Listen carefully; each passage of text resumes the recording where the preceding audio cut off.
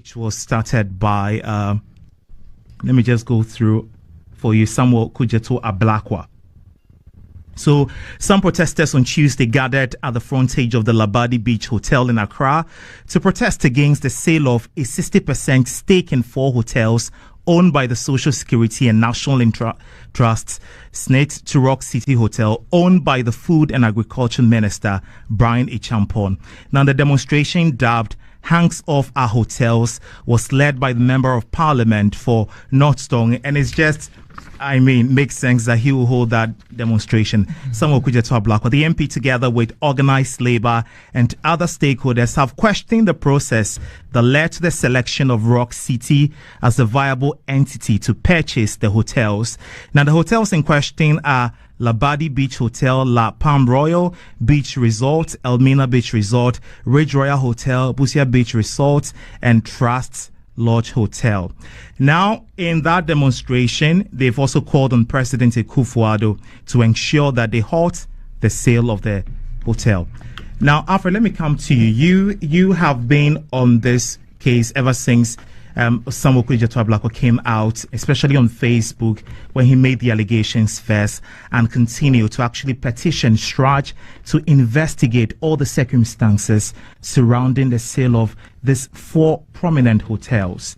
And he seemed to have made a very strong case. He says that selling these hotels to somebody in power, in fact, who is the agriculture minister, constitutes a clear abuse of state powers. Yeah.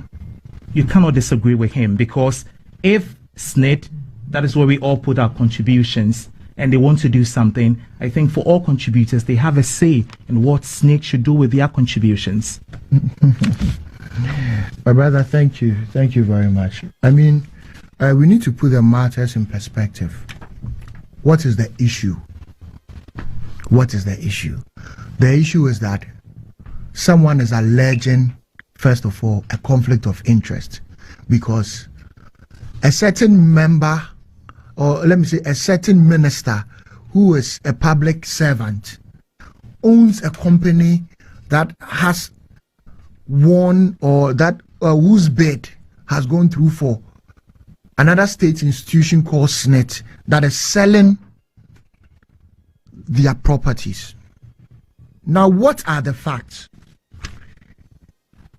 Is it true that since 2012, SNIT has been looking for investors? Yes. Since the time of, under the NDC period, Ernest Thompson, SNIT has been looking for investors. Only God knows why they didn't get investors. In 2017, under the leadership of the new governing board of SNIT, they assess all their assets, and they say that when it comes to the SNIT hotels, 6 of them needs revamping. But the question is, how much would they cost? If you look at the analysis, just the revamping is costing over $100 million. And I have all the facts here. Over $100 million. Then SNIT, I don't know what decision the board made. But what happens is that they realize that they need what? A strategic investor. It's very important. People are saying that, they are selling off our hotels. No. SNIT is selling 60% with the aim of getting a strategic investor.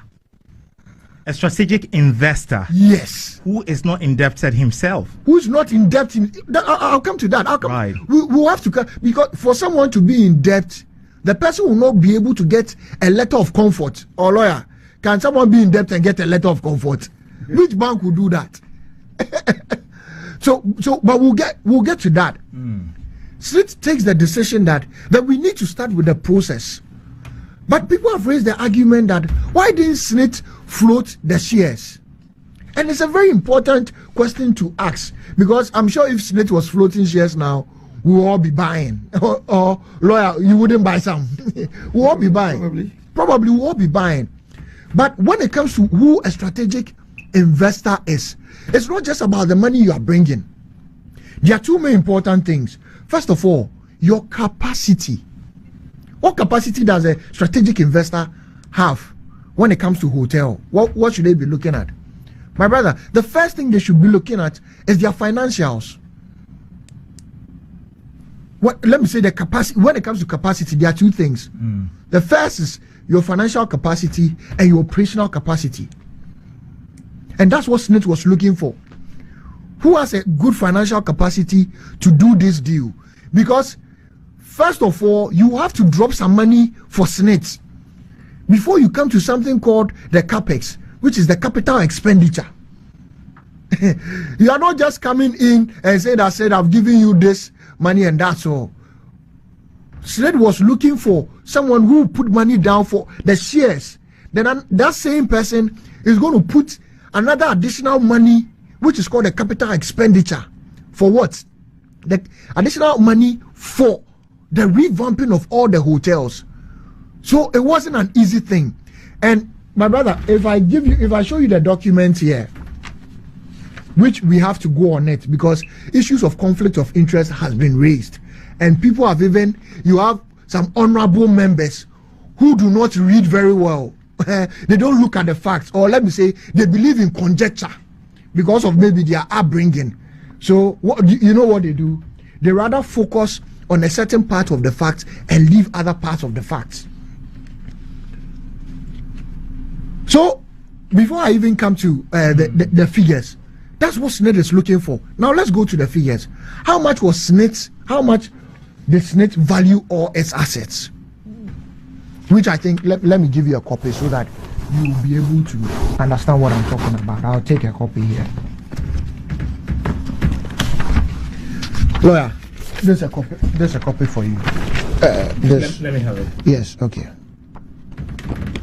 Copy on the assets so that we will all be able to understand what's going on. So you see the document you are holding. I wouldn't want to mention the other companies because there's a reason why Smith decided not to mention the other people trying to invest. I don't know, maybe. But let me just say that I've seen this document. You've seen this document, okay? So you can pass it. Yeah. Right. Yes. Lawyer. So for someone to be a strategic investor, the first thing is we are talking about the finances. Does the person have the finance to do the deal? It's very important. First of all, Smith says when it comes to their first hotel, Labadi Beach Hotel, they are looking for the valuation by the independent transaction manager is 23 million. 23.3 million.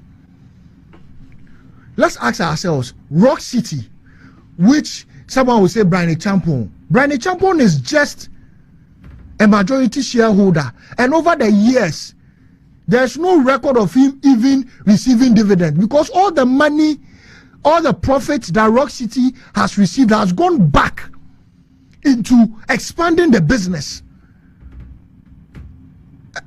Are you getting it? You know that he himself has also stated that he owns the company. Yes, he owns. That's why I said that he's 100%, proudly 100% shareholder. What is wrong with a Ghanaian owning a business? You see, this. I'll come to that part. I just want us to finish with the facts. Right. Della, Labadi Beach Hotel. Lawyer, you can see it. Labadi Beach Hotel. They said their valuation was 23 million. I'm sure Rock City also did their own valuation, and they did a valuation of 29 million, and that was the bid they submitted.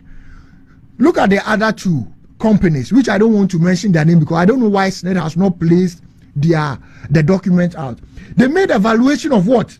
18 million and 9 million. Can you imagine that when you add the two of them, the two companies, if they decide to come together as one, their bid does not even reach what Rock City has? Is that not surprising? The same goes to the next. Labadi Beach Hotel, 21 million. That was a bid that Rock City made, but the valuation was 22.5 million, which is a little of 1 million under it. But look at the two other companies. When you add the two of them together, does it reach what Rock City even bidded for, or the bid that Rock City placed in? Look at again the ask price of Ridge Royal, 6 million. Rock City placed 8. But the rest of the companies were not interested in that. They come to Elmina Beach. It was only Rock City. They were asking. They were asking for. When it comes to Elmina Beach, the valuation was 7 million. Rock City placed a lower valuation, and he was only one in the lot. If you look at the total sum of what Rock City presented and the ask or the valuation that is expected, it's 59.1 million. 59.1 million. Rock City rather sends a bid of 61.2, which is more than expected. Then you ask yourself, after that, does Rock City have the financials? Does Rock City have the financials to be able to back what they are bidding? Because everybody can bid. Today, when there's an interest, I can bid. But your bankers or your bank must be able to support you with what they call a comfort letter. This is the document on a comfort letter, and for let me say private reasons, I wouldn't want to mention the banks here. 2 bankers, which you should have a look at. Two bankers provided a solid comfort letter, more than, and they stated emphatically that they have more than necessary of what the 2 banks combined together have more than necessary of what it takes to do the deal. So when it comes to finance, if you want to say there was a conflict of interest, right, here, anywhere around the finance, one of the things you should have been looking at is that, or one of the things that can amount to a conflict of interest is that maybe one of the companies had a higher bid more than Rock City. Then Smith says, okay, then we'll sell to Rock City. When it comes to just the financials, then that is questionable. Why is it? But that is not the case. If today there's a government project, government is selling an asset, then me as a government person, I take in a bid of 20 Ghana. Let's say the asset is 100 Ghana. I take in a bid of, let me say, 50 Ghana. And lawyer takes in a bid of 80 Ghana. Then they give the contract to me, or they sell the house to me. Then it's questionable. Then we can start inferring on or making allegations of, was there a conflict of interest? Then you now go to capacity, the capacity on operations. Right. So, Alfred, I understand the fire, but just hold on. Let me speak to lawyer. I'll come back to you. Lawyer, what does the law really say about conflict of interest? Because in this sale, that is one of the things that has really dominated conversation. Thank you very much. Good morning to my colleagues here. And before you continue, let me just plead with you. We've just been joined by Kwame Janto, a senior member of the CPP, and of course a private legal practitioner. Kwame, good to see you and good morning to you. Good morning. I haven't seen you in a while, eh? I know you haven't been looking for me. How is life treating you? Very well. Thank you very much for asking. Good. Very good. I haven't been looking for you. I'm senior. You should be looking for me and bringing me Salah and all those kind of things. Salah. I will. I will. But you're well. That's the most important thing. So first, you wake up in the morning, you're breathing. Yeah. The most important thing. Right. Nothing else is important. All shall pass. He's a very all this shall pass. That's my uncle. He's a very prayerful man. Do you have to reveal that? Eh? Right. So let me come back to you, Alexander Alban. Alexander, I was asking you how the law comes in on conflict of interest. Thank you very much. For our purposes, let me start from Article 284, which talks about conflict of interest. But this is within the public space. That's a public officer. Yeah. But it's a concept that is not only limited to the public space. Even within the corporate world, right? There is the need that we don't put people in places where their duties are likely to be conflicted with their personal interests. And so if you take the Companies Act 2, that same thing is stated there. But for our purposes, let me state that Article 284 states that a public officer shall not put himself in a position where his personal interest conflicts or is likely to conflict with the performance of the functions of his office. Right? So we have to isolate the various elements in this definition or in this injunction that is placed on public officers. And I say that it holds true also for even private businesses, private associations, private organizations. Good. So because this constitution, of course, is for the guidance of public officers in their dealings with the citizenry. That is why it is stated this way. Good. So when we say personal interests, and when we say performance of the functions of his office, we have to look at these two. Right? Now, what is the performance of the functions of the duties of Mr. Brian Achampo as a member of parliament, as a minister, right? To the extent that you take it globally, that he is a member of a government, and it is the government as an entity that has the duty of managing the affairs of the state, you are likely to quickly jump into the conclusion that, oh, then once he's a member of the government, and it's the government that is having some kind of responsibility for the running of these state-owned businesses, then to that extent, he may have placed himself in a position where his performance of his duties or functions of his office is likely to be conflicted with his personal interest. But that would be stretching it beyond acceptable limits. It will be so absurd if we are just taking it that way. Otherwise, no government official can enter into any business if we take it from that point. Right?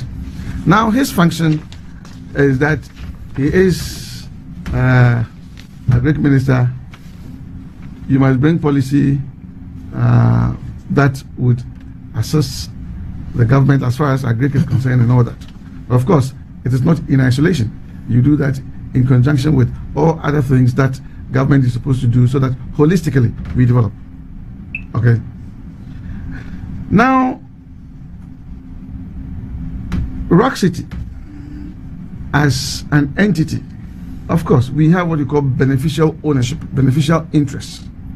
So to that extent, we would say Rock City is Mr. Brian Achampo. We should not run away from that because of the need these days even to make full disclosure of who the beneficial owner or who has the beneficial interest in any entity.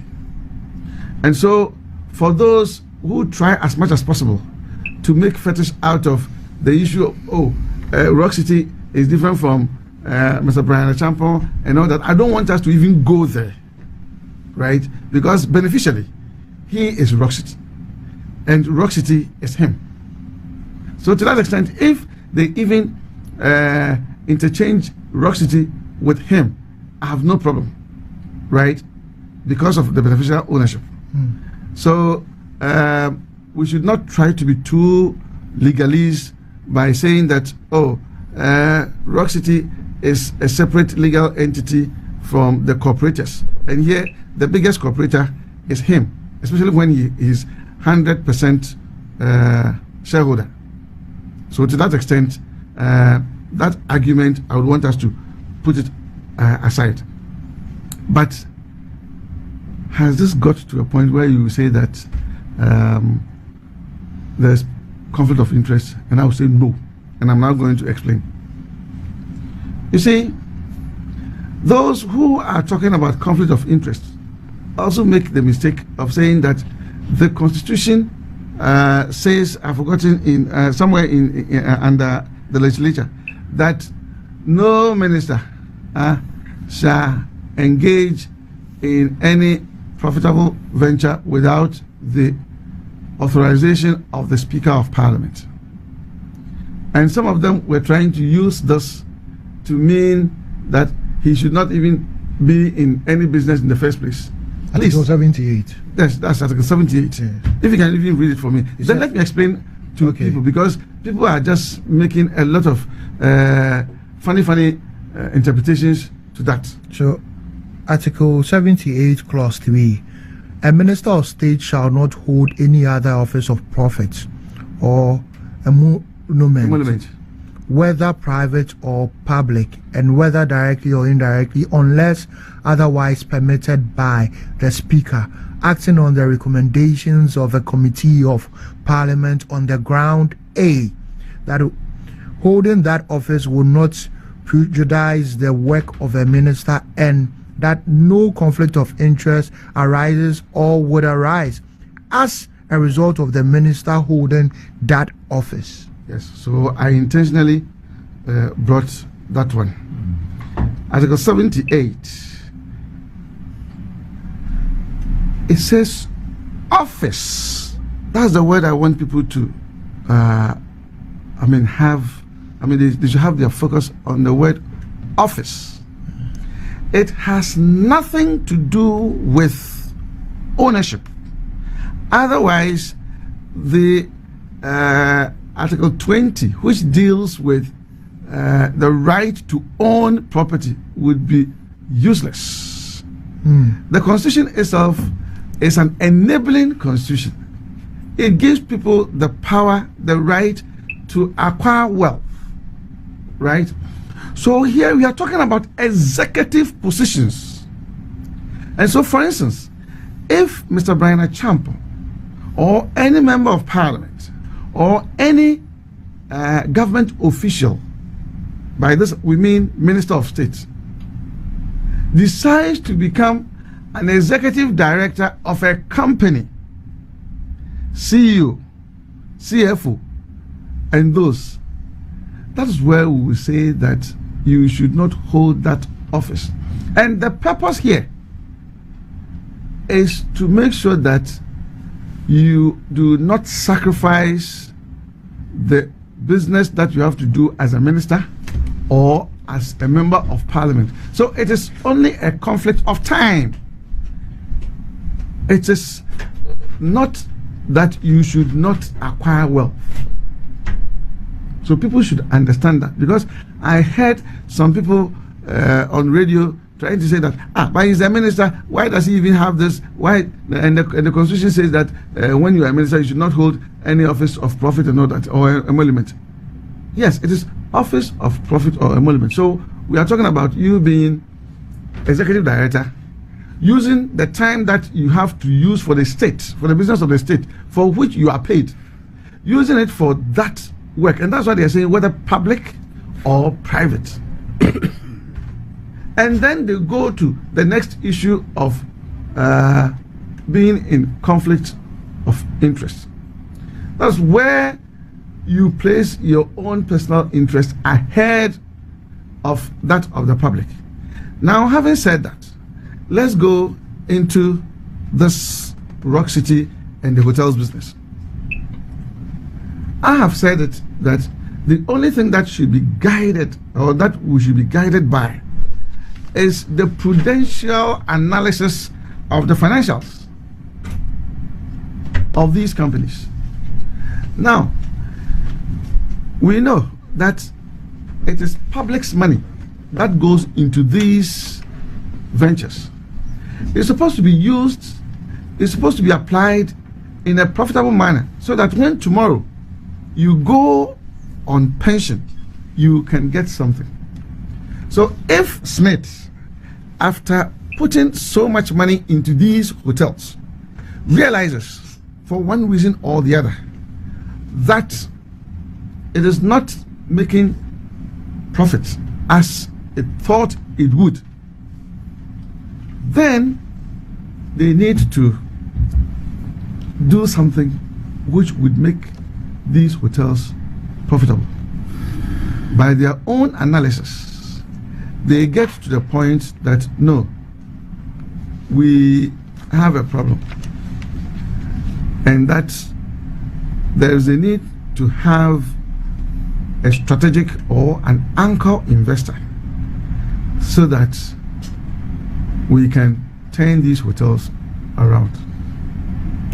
It would be better to have, let's say, a small portion or a portion of a very big pie than having the whole pie, which is smaller than that portion.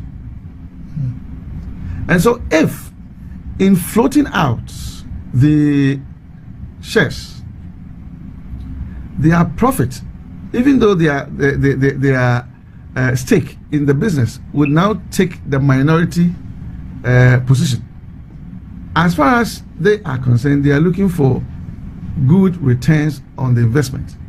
If at the end of it, they are going to get better returns now, better returns than what they get now, and pensioners will be the better for it, it means they have taken prudential steps. Right? Mm-hmm. So this is what should be the guiding principle. Lawyer, it's very interesting you mentioned the financials of Rock City, and you made a very strong case that before the bid are awarded, we need to look at the financials of this company. Yeah. Now, what has also come up very strongly by the lead convener of this demonstration is that a lost company or a company that is not making profits cannot seem to be buying this for hotels. That's a very genuine concern. Wouldn't you agree? I think if that is the case, then he's making a case. But Honorable Brian Champon has come out strongly to debunk that position that his hotel is making losses. Indeed, he has challenged my very good friend Okudzeto Ablakwa to provide evidence of the losses that are consistently being made by Rock City as alleged by Honorable Okudzeto Ablakwa. Right? So I was talking about the situation where they have to do all the analysis to see. You see, sometimes it may not necessarily be that the hotels themselves may not have generated enough money, but the thinking of the Ghanaian, okay, conditioned by a statement that, or a saying that we say we render in fancy that aban wuchunas na wanshan. That thing always animates people when they get into public office, so they are not able to put in their best. So if that is what's happening, and so management is not doing well, one way, sack the management, put in a new one. But are they coming with different orientation, or they are also coming with the orientation that aban wuchunas na wanshan? If they are coming with that orientation, then it means then that the best way to do it is to give it into a private hands who would look for quality, make sure that supervision is strong, right? Then they can make the good money, and Senate would get its returns on its investment, and the ultimate beneficiaries being the pensioners would enjoy their pension. I'll come back to you pretty soon. But Alfred, please hold it for me. Let me speak to you know Joshua. Why I want to say I just wanted to chip in something on the profitability. Okay. You see, it's important just briefly before I go to Mr. Jansua. It's important to understand that a company or a business may be making profits, but its asset performance is poor. It's very important for us to understand that. So the performance of a company is not always equal to the profit. For example, I have a house which is doing Airbnb, just a short one, is doing Airbnb. The assets is depreciating or deteriorating. I'm not maintaining it, but I'm making money from it every day. I'm paying my workers. I'm getting some to put down, but I'm not working on the assets. So if today someone should value it, you will not get the same amount that I used in building it. And even my reviews, when people come, they say, oh, when we came, the bulb is some way, the bed is shaking. So profitability and performance are two different things. You can be making profit, but the performance is not the same. But if I'm getting you clearly, if you're making profit and the performance is not good, really and truly, how does that benefit you? You say, how does that benefit? That's a question for the owner to answer. Why is the owner not maintaining the property? Right. Mr. Johnson, let me come to you. Before you come to me, so I'll continue. When is that? Right. Before you give me a question, let me come to Alfred. Yeah. Right. The same analogy he's making is what is happening with those hotels that aren't performing. So why aren't SNIT looking into that? The same analogy he's making with regards to profitability is the same thing that is happening with some of the hotels. No, so? Right, Mr. Jantua, I just have with me here the valuation and bid results from SNIT, and it looks like from the result that are being indicated on this sheet, Rock City seem to have a very good financial, and that is how come they were awarded the bid.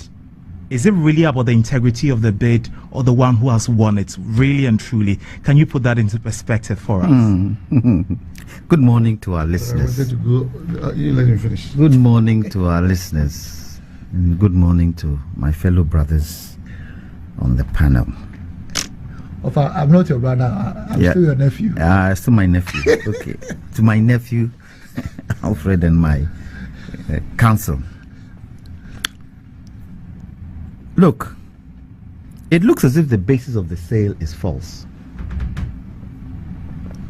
The basis of the sale that SNIT has put out is false.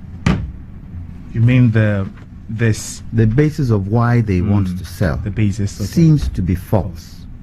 Why? Because the argument is that the hotels aren't making profit. Yeah. But within the lots of the hotels, there are some making profit. So if that is the case, take the ones that are making profit out, and those that are making profit, put it out there. Optimum profit? Labadi Beach is making optimum profit. Yes. That's true. Optimum profit. They paid government 25 million last year. Make optimum it's profit. Even over over that. Yes, over that. So take that out. And I bet you once that is taken out, all this argument will stop. Those who bidded, which lots did they go for? You must have it there. They went for the profitable ones. And on the question of conflict of interest, I hear what my learned friend said. The only difference is that the minister is a cabinet minister. And so when such situations are being discussed around the cabinet table, does he recuse himself from it, or he sits? And that gives him advantage over the others. Look, if I were Honorable Brian Champon, you know what I'll do? Mofam Hotel. Mijai, I don't want it anymore. Take it. I don't want it anymore. Take it. The wahala is not worth it. If you feel you do not want me to come in, take it. Because if you look at his hotels that he is building, it shows that he can build an equally same hotel in Accra. Should go ahead and do it. Simple. So all this wahala stops. But Mr. Jantua, his financials might be good. Yeah? His financials might be good. But the public interest is where the problem is. Right. And I like that you speak about public interests. And you also speak about the conflict of interest here. But the transaction origins predates his tenure as Minister of Food and Agriculture, thereby negating any possible, conflict of interest. Wouldn't you agree? He was still in government when this thing started. He was in the security says when this thing started. It wasn't my. He wasn't a cabinet minister. You see, really and truly, it's unfortunate, but the agricultural minister hasn't been able to excruciate himself from this particular transaction because he's the sole owner and the sole beneficial owner. His argument that, oh, I'm not in the daily management of the hotel is neither here nor there. And for me, from what I understand it to be, once you take public office, that office is an office of service. It's not an office of profit. You come in, do your service, and then you leave. I don't think look, this material moment, if we hear that the president has put in a bid for VRA, what will you say? There are laws. Oh, there are laws. The president has interest. I'm not saying he does. I'm giving an example. The president has interest in the sale of VRA. What would you say? Would you say it's right? Would you say it's wrong? Would you say it shouldn't be?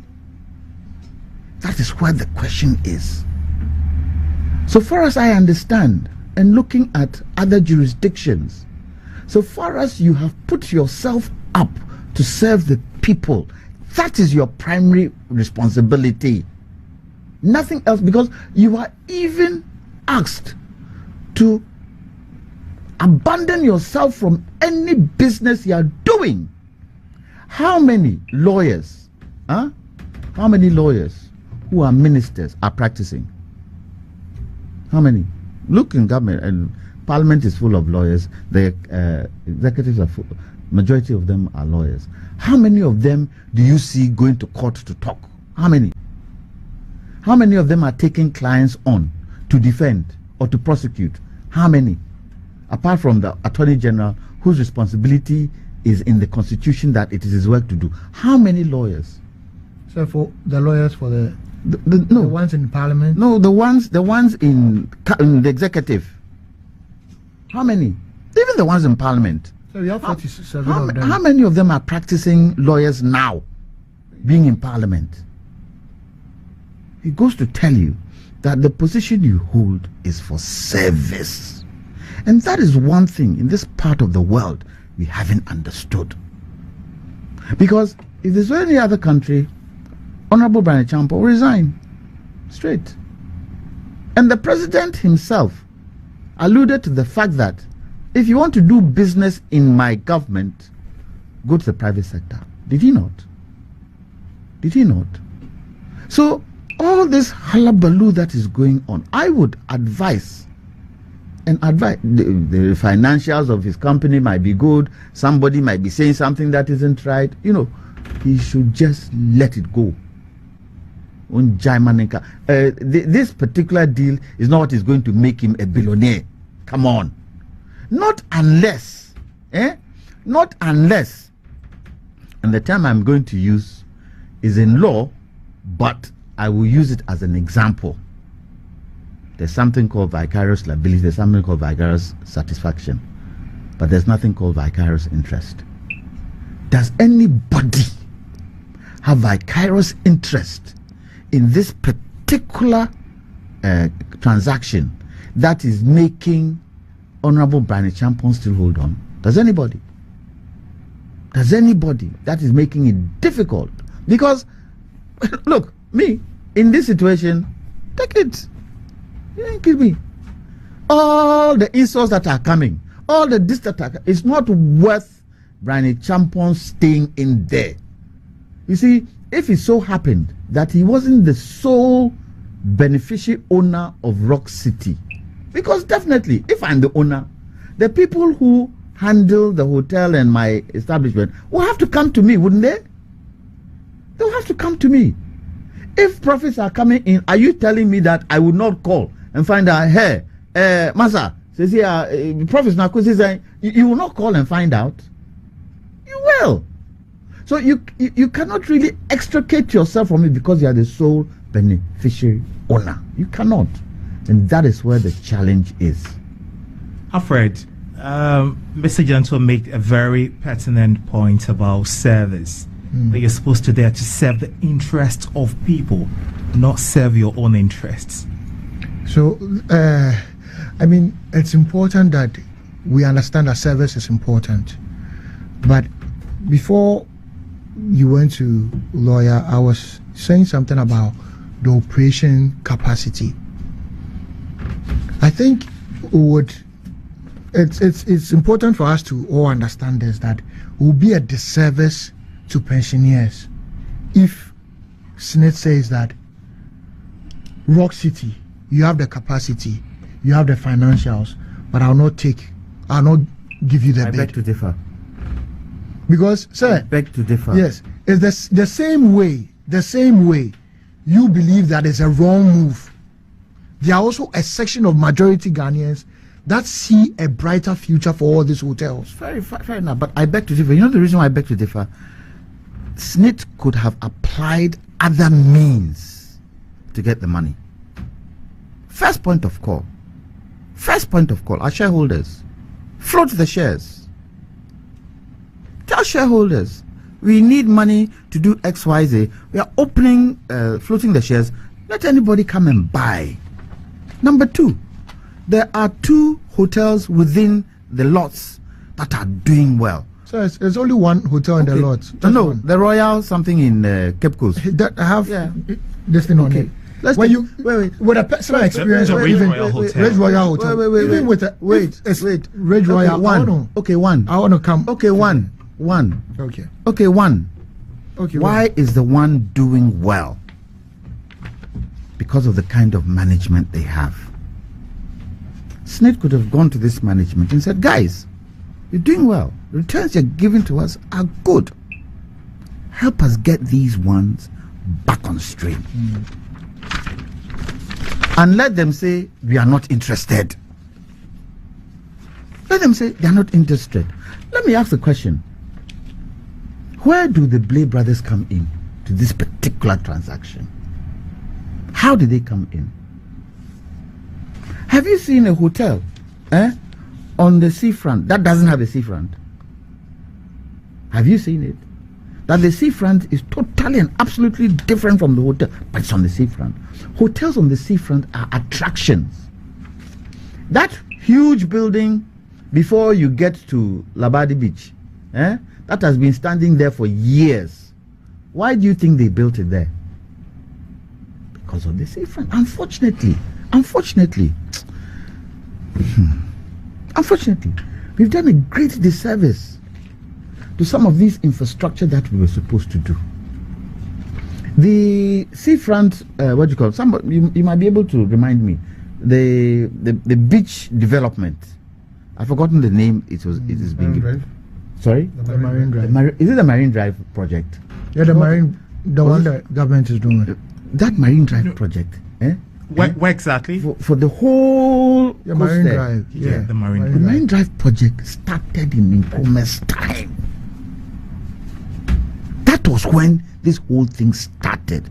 Governments after governments after governments have done absolutely nothing about it. Don't you think if we had been able to develop that coastal place there, we won't be talking these things today? Is our coast, is it not an eyesore? Should it be these things we should be arguing over? What we should be arguing over is how we develop our marine coast to attract tourism. Look, President Anadu did one good thing. So far as I'm concerned. So just one? No. I'm talking I'm specific to this particular, yes. Did one good thing. This thing about return, what's it called? The year of return. Year of return. What did it do? It opened up tourism. Don't you think if we had developed a marine drive, the tours would even be more? Don't you think? And I'm not only pigeonholing this government, I'm pigeonholing all governments in this Fourth Republic. I only want to take the Fourth Republic because in this Fourth Republic, we haven't had any coup to disrupt whatever we want to do. In the other republics, we've had coups, so it's disrupted things. But don't you think, in this Fourth Republic, what, 92, is what, how many years now? 30 something years, 32 years. Yeah. If every government came and did a little bit of development of the Marine Drive project, today, wouldn't it be? Wouldn't people decide on a Sunday, just go and sit there and enjoy?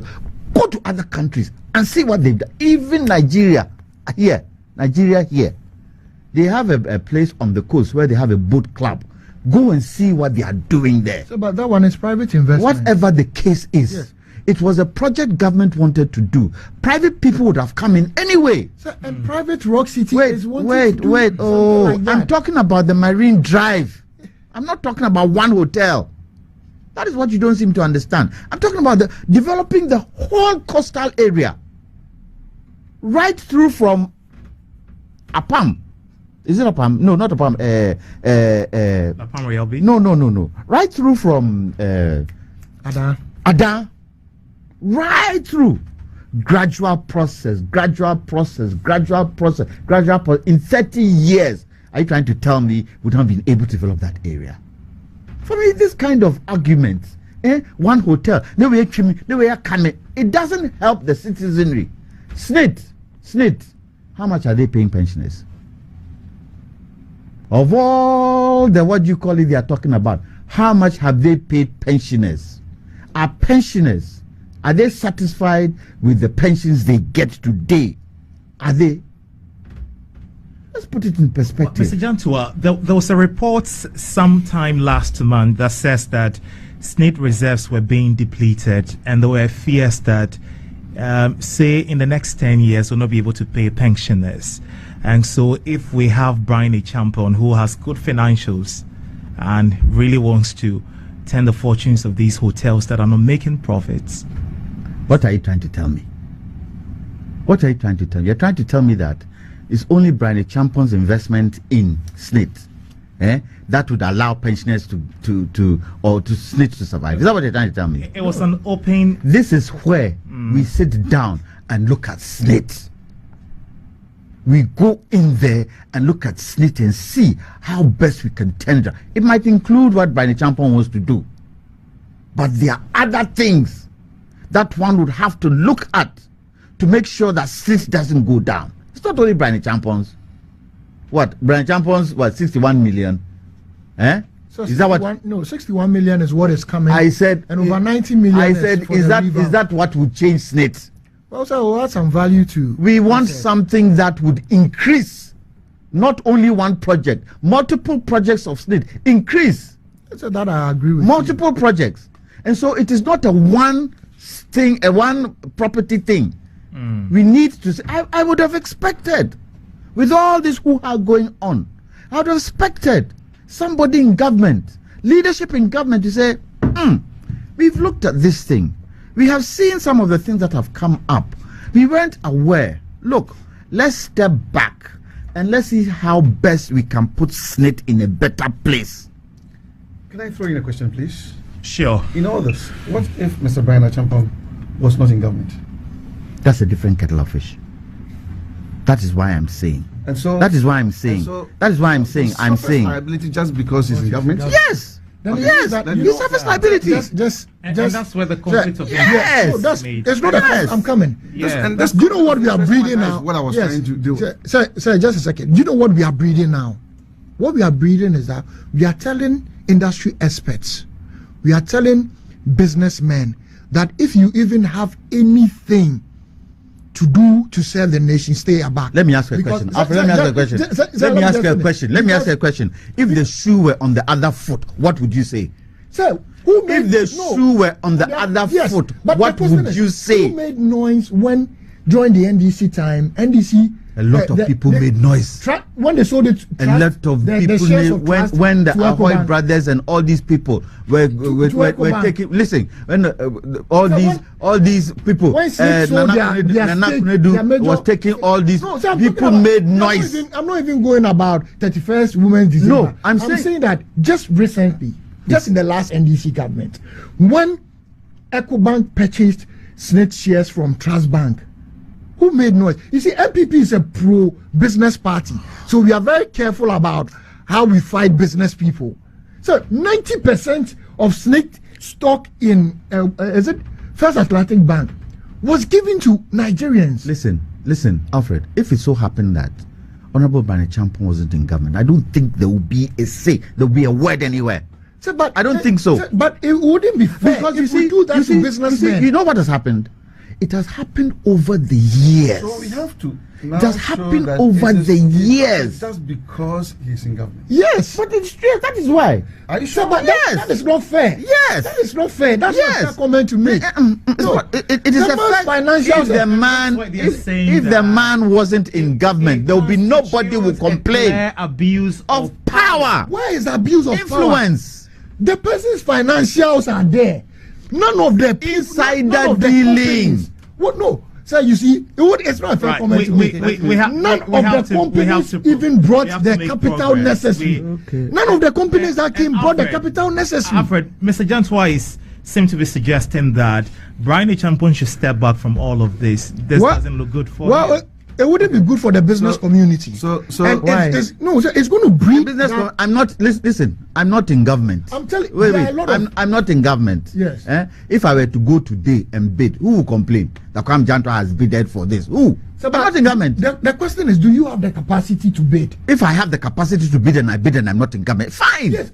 But that's the point I'm making. A conflict of interest would have occurred if the bids that the other people made were more than what Rock City made. No, that is not it. It was even far lower. It is his position in government. That is where the problem is. So is it his position in government that has given him the money to be able to bid? That's the question we need to ask. You see, you have his position in government that has given him the 1,000 rooms. We must look at the history of this. This whole thing of selling the shares in these entities. In government properties. Did it start with Honorable Brian Champon? Or we also can't do politics of equalization. Yes. No, it's not politics. No, I'm not even talking about disposing of state. No, maybe it happened. I'm not talking about disposing of state property. No, I'm not talking about that. Saying that that's not the first time it's happened. No, I'm saying that this particular sale, at the time they even designed the concept of selling it or came to the decision of selling it, where was Honorable Brian Champon? At that time, most probably he was an ordinary MP. At that time, yes, most probably. I stated that it predates. Exactly. Yeah. And so I don't think that it's just a mere coincidence that but that influenced the sale in the first place. So so this is the argument some people have made. Now, I want to even deal with issues of fiduciary. So you right. So this is what some theories that people have made, that if he bought the hotels before he became minister, and now the people are raising questions of conflict of interest on moral grounds, he could have stepped away. So who are those raising the moral issues? So you see, Ghanaians. No. For me, contributions. You have to. Who is raising them? So for me, making the moral issue? Because of these issues, he steps aside. Snate is unable to get the money to do the revamping. The hotels deteriorate even the more. Profits dip, and Ghanaians become the worst of. Is that what you want? No, so there are other options. Stock exchanges there. Stock exchange has so much money. You know, give you the operational capacity. No. When you float capacity. And again, there is one hotel that has good operational capacity. All right, Labadi Beach. You know what? For 15 years, they've only paid 48 million. Whatever the case is, they have overturned themselves. Let's talk about the issue of stock exchange. You know. 15 years, 48 million Ghana cedi. Okay. They could have floated about $4 million. They could have floated shares on the Ghana Stock Exchange. right? Yes. Honorable Brian Champo, as a citizen of Ghana, could have also gone to the stock exchange to buy 60% of the shares they have floated. Fair enough. Will not come to the same point. No, let him go that route. Exactly. That is fine. Well, but the point is that you see where we are getting it wrong. We It have is private we have to business. move to our stay next in topic. business. It is But stay where in we are also not looking at stay as a politician. That's what the problem is. what we are also not looking at is that Rock City is an entity that saw an opportunity that they went for. They had a strong financial, they have a strong proposal. But if there's an issue, we should be asking Snit that why is it so? Why are you selling to Rock City? Let me ask a question. This particular thing started when 2018. Briefly, Mr. Janto, so that we Yeah, can 2018. No, 2017. The 2017. Yes. Who was heading SNIT then? Who was heading Snit? Tinkran. Okay. He was dead against this particular sale. That's what he says. I say he was dead against it. Until The moment he was removed, what happened? well, so What that happened? could be hearsay. We don't know the incumbents that have gone on before No, this sir, thing but that happened. could We be don't hearsay. know. That's the politics of it. Yes, We that- don't that know. could be hearsay. We don't know. Thank you very much. We have to move on. If you've just joined us, that's the forum on Asasi Radio 99.5 in Accra, 98.5 in Kumasi, 99.7 in Tamale, 100.3 in Cape Coast. Alternatively, we're also streaming live on Facebook. Do join us with your thought and comment. I've seen most of you sending us your thought. I'll be delving into them pretty soon. And if you just joined us, we have been looking at the hanks of a hotel's demonstration that happened throughout the week, and we're looking at the fallout and what it means and whether or not there's any issue of conflict of interest that has been Can established. I just add, please? Sorry. Can I just add? Please do briefly. If I were all these people doing demonstrations, it could be that whatever you do, we will go ahead. What they should do is seek an audience with the president. Period. Right, and again, well, I'd wanted Seek an audience with the president. Go and see him. Put your case to him, and let's hear what the president says to you. Right, so the organized labor actually petitioned the president, and the president told the Minister of Employment and Labor Relations to meet with organized labor What and came all out the of that? stakeholders. What came out of that? When they came out, what did they say? They said they were telling them that no, let this thing go on. The president should just call them. He's president of Ghana. He's our president. He's there to serve us. So if anything at all, let them come. Sit with them, talk with them, give them your point of view. Let every Ghanaian hear your point of view. And if we agree with your point of view, go on. Sir, do you know Alright, why someone like Alfred, you know why someone like Okujeto we have Ablakwa to- can never sit down with the president? Someone like Okuje, even if I'm the president I'll never sit down with Please Okujeto don't say Ablakwa. that. I'm, Because I said, if I am. because the president is the president for us all, Yes, but irrespective of I'm saying whoever it says because- whoever. I'm saying it Whoever who says because whoever. Ablakwa has a character, has this attitude of character assassination. We are all in this country where We no, have just to a second. progress. We are all in this We have to country. progress. We are all in this country, my brother. When we heard that the presidential jet almost had an accident because of engine failure, which private jet in this country, in this world, is not luxurious? The mere fact that you are using a private jet is luxurious. Ablakwa made a whole noise about it. It was because of the expenses again. No, Again, I'm coming. taxpayers' money. If Those the were president had died genuine today in concerns. that very private jet, even if it Having was presidents me, gone on commercial flights. Oh, President sir. Kufuor. President Kufuor. Sir, that's an Hasn't he gone on commercial flights? that's an Don't let us argument go you there. can It's a make. different kettle All of right, fish. all right. So we have to But we should continue. have thought about the in the fact that the studios president was with traumatized. Alfred Ababiokumi, member of the NPP communications team, Alexander Albon, private legal practitioner, Kwame Jantwa, a senior member of the CPP, and of course a private legal practitioner, helping us make sense and rationalize the biggest stories of the week. Now let's move to our next story. Richard Jakpa, the third accused in the ongoing ambulance trial. He shared a select WhatsApp message with AG to make his case strong. Now, on Thursday, for most of you who have been following the ambulance trial case, the High Court in Accra admitted into evidence full WhatsApp messages between Richard Jakpa, the third accused in the ongoing ambulance procurement trial, and the Attorney General Godfred Yeboadame. Justice Ifya Sewasariboch noted that the court had previously admitted the WhatsApp chat from the third accused and therefore could not reject what the prosecution described as a complete conversation. However, she emphasized that the court reserves the right to determine the weight of the evidence presented. During the proceedings on Tuesday, June 18, Director of Public Prosecution Yvonne Atakura Obobisa highlighted the significant number of messages sent by Mr. Jakpa in contrast to the limited response from the Attorney General. The DPP sought to introduce all of Mr. Jakpa's WhatsApp messages and 68 of the messages before the trial and obtain the Justice Minister's contact information through his. So Jakpa was saying that he admitted that indeed he introduced himself to the Attorney General before the trial and obtained the Justice Minister's contact information through his cousin, the Supreme Court judge.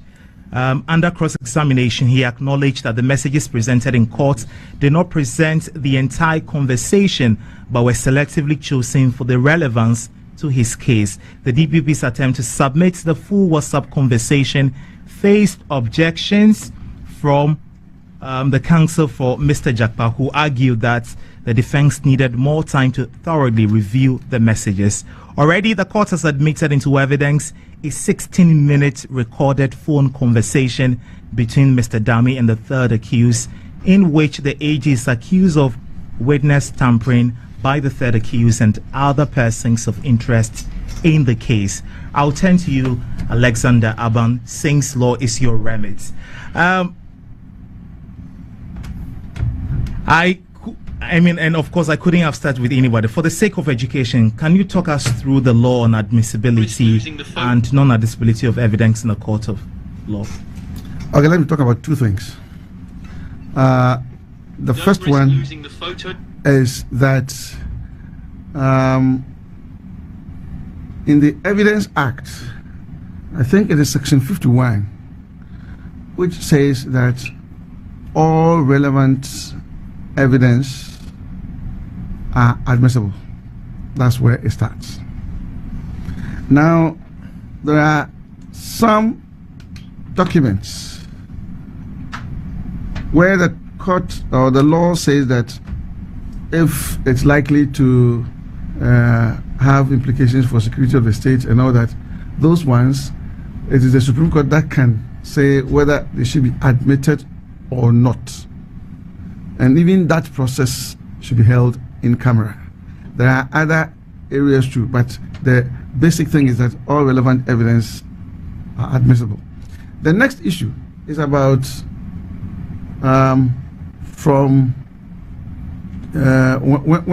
when you take it from proper source, if I should put it that way, right, or from proper custody. Sometimes you are trying to put in some evidence and they will say that no, you are not procuring it from proper custody. So for instance, you want to get some information from Registrar General.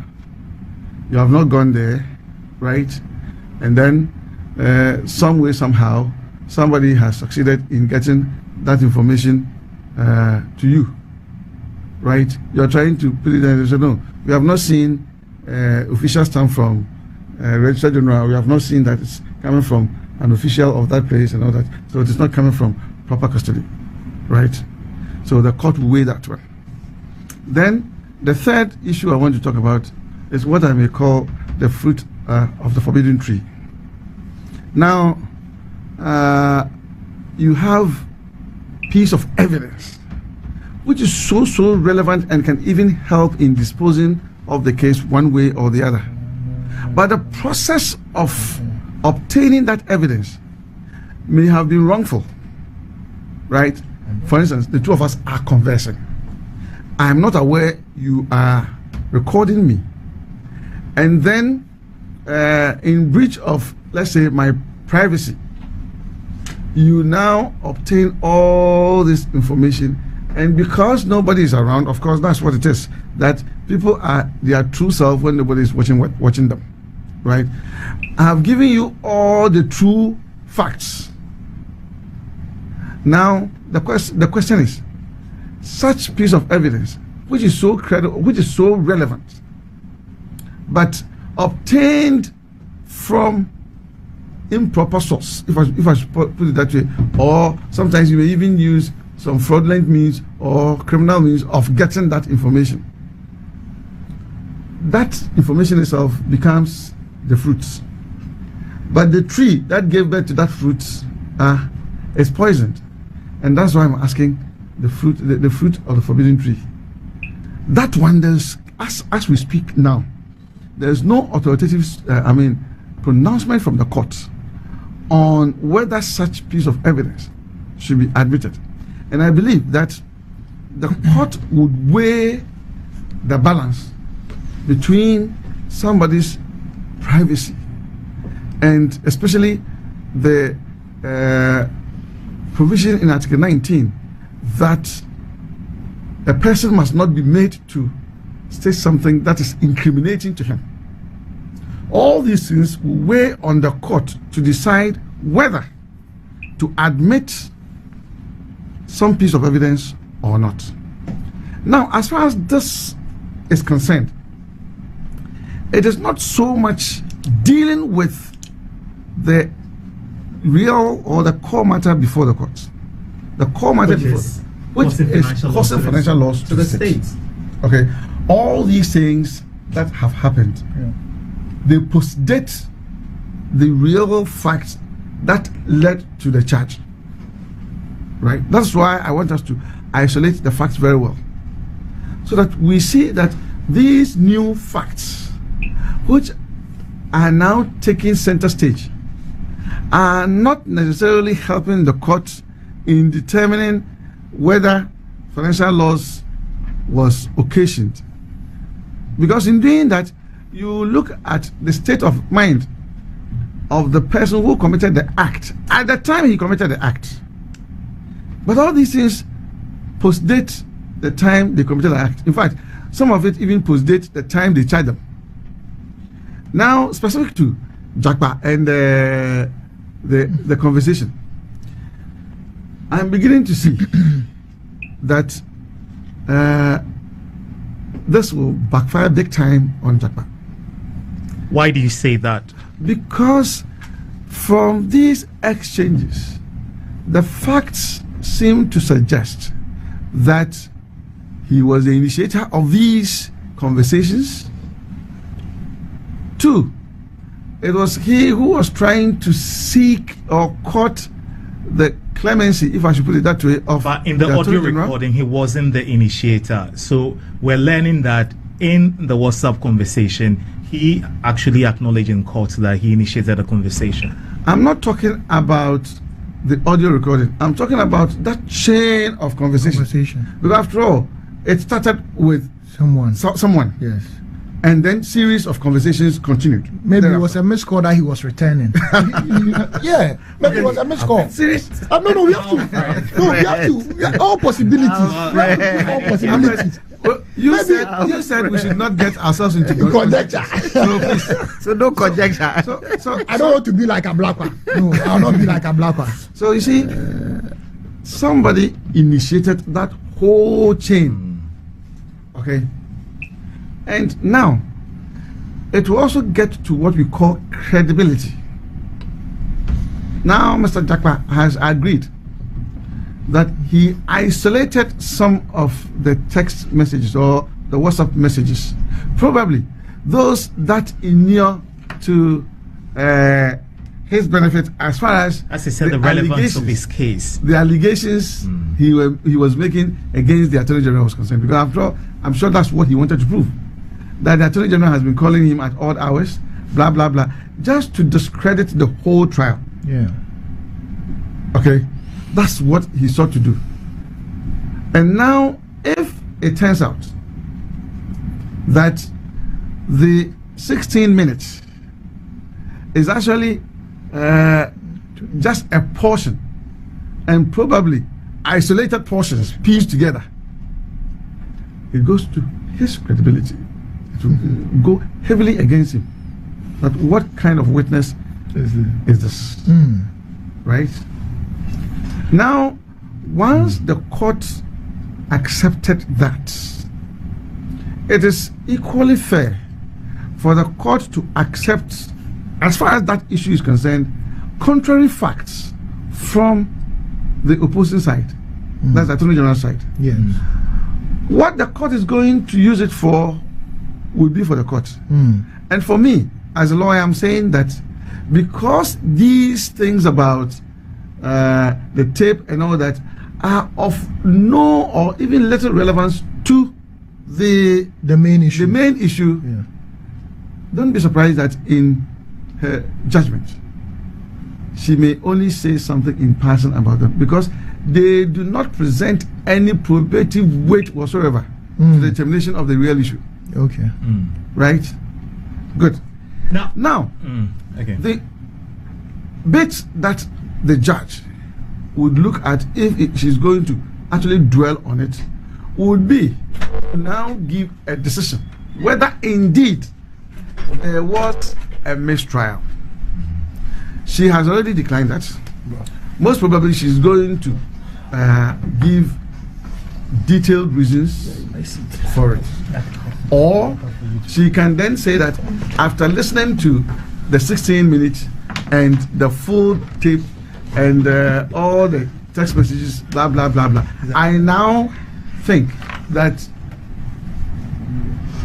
there was some kind of pressure or some kind of interference with a witness and all that. So to that extent, there is a mistrial or something like that. But as far as I'm concerned, the real case, these things will not affect it. What I have seen is that we are actually using this for political reasons and nothing more. The time has come for us to stop this. Let us see crime as crime. Let us see individuals for who they are and not necessarily for what they are, for certain things that they have done. If they have committed some infractions and we have to deal with it, deal with them as individuals. So this business of the minority, for instance, saying that, oh, anytime that you call out a person, will not go to parliament, with all due respect, it's not guided by any serious consideration for the state. And so let us stop this. And this one, it goes for both NPP and NDC. If NDC were in power, for instance, and they had arrested some NPP, non-NPP person, then NPP people will be gathered. I mean, they will be brought together and they will mass up at the police station, release this. When we do that, we would never develop this country. Let's see crime as crime. Let's see the individuals who committed the crime as individuals, regardless of whatever positions that they hold, and deal with them as such. Look at what's happening in America. Let me just use that as an example. Donald Trump. Look at what he did on the 6th of January 2021. The insurrection. Yes. You can see that he has command over a whole mass of people. That was 2020. 2020, yes. Yes, 2020. No, 2021. They had the elections in 2020. Okay. 6 January, when 6 January 2021, when they were going to, if I say, swear in the new, that's when that the insurrection happened. Yes. But look at his trial. Does the whole of America or Republicans go and mass up in the court? No. The process has gone on. He has been taken on as Donald Trump, and he has been dealt with by the courts. Decision given. In much the same way, let's look at Hunter Biden, the son of the sitting president. He was seen as Hunter Biden. The court dealt with his issue as him, and decision taken. Let's start from there and stop this business of any time that a politician is arrested, then you gather people to go and mass up, regardless of even looking into the merit of the charge. Right. We've just been joined in the studios by Napo Samwado. Good to see you, lawyer. How are you? Very well. Thank you very much for asking. How's your morning been? I'm not bad. Not bad. Great. Good to see you. I expect him to apologize to us for coming here. When I finish, when I finish, that was the first thing you should have said. He has an apology. He has an apology lunch was coming having a through. breakfast meeting with the former president. Right, Alfred, let me come to you. Yes. Much of the blame has been put at the doorstep of you politicians. You are the ones always organizing press conferences to counter what the NDC will say or the MPP will say based on this trial. I mean, the NDC has raised many questions for the Attorney General to step aside or recuse himself from the case. Yeah. Then we see the MPP come through in a response in a press conference, and it looks like a whole political twist have been put on this trial and really blurred the lines. You can't shelve yourself from this blame, can you?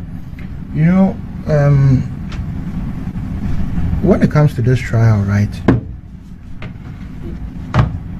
the major person involved in the trial is a political person.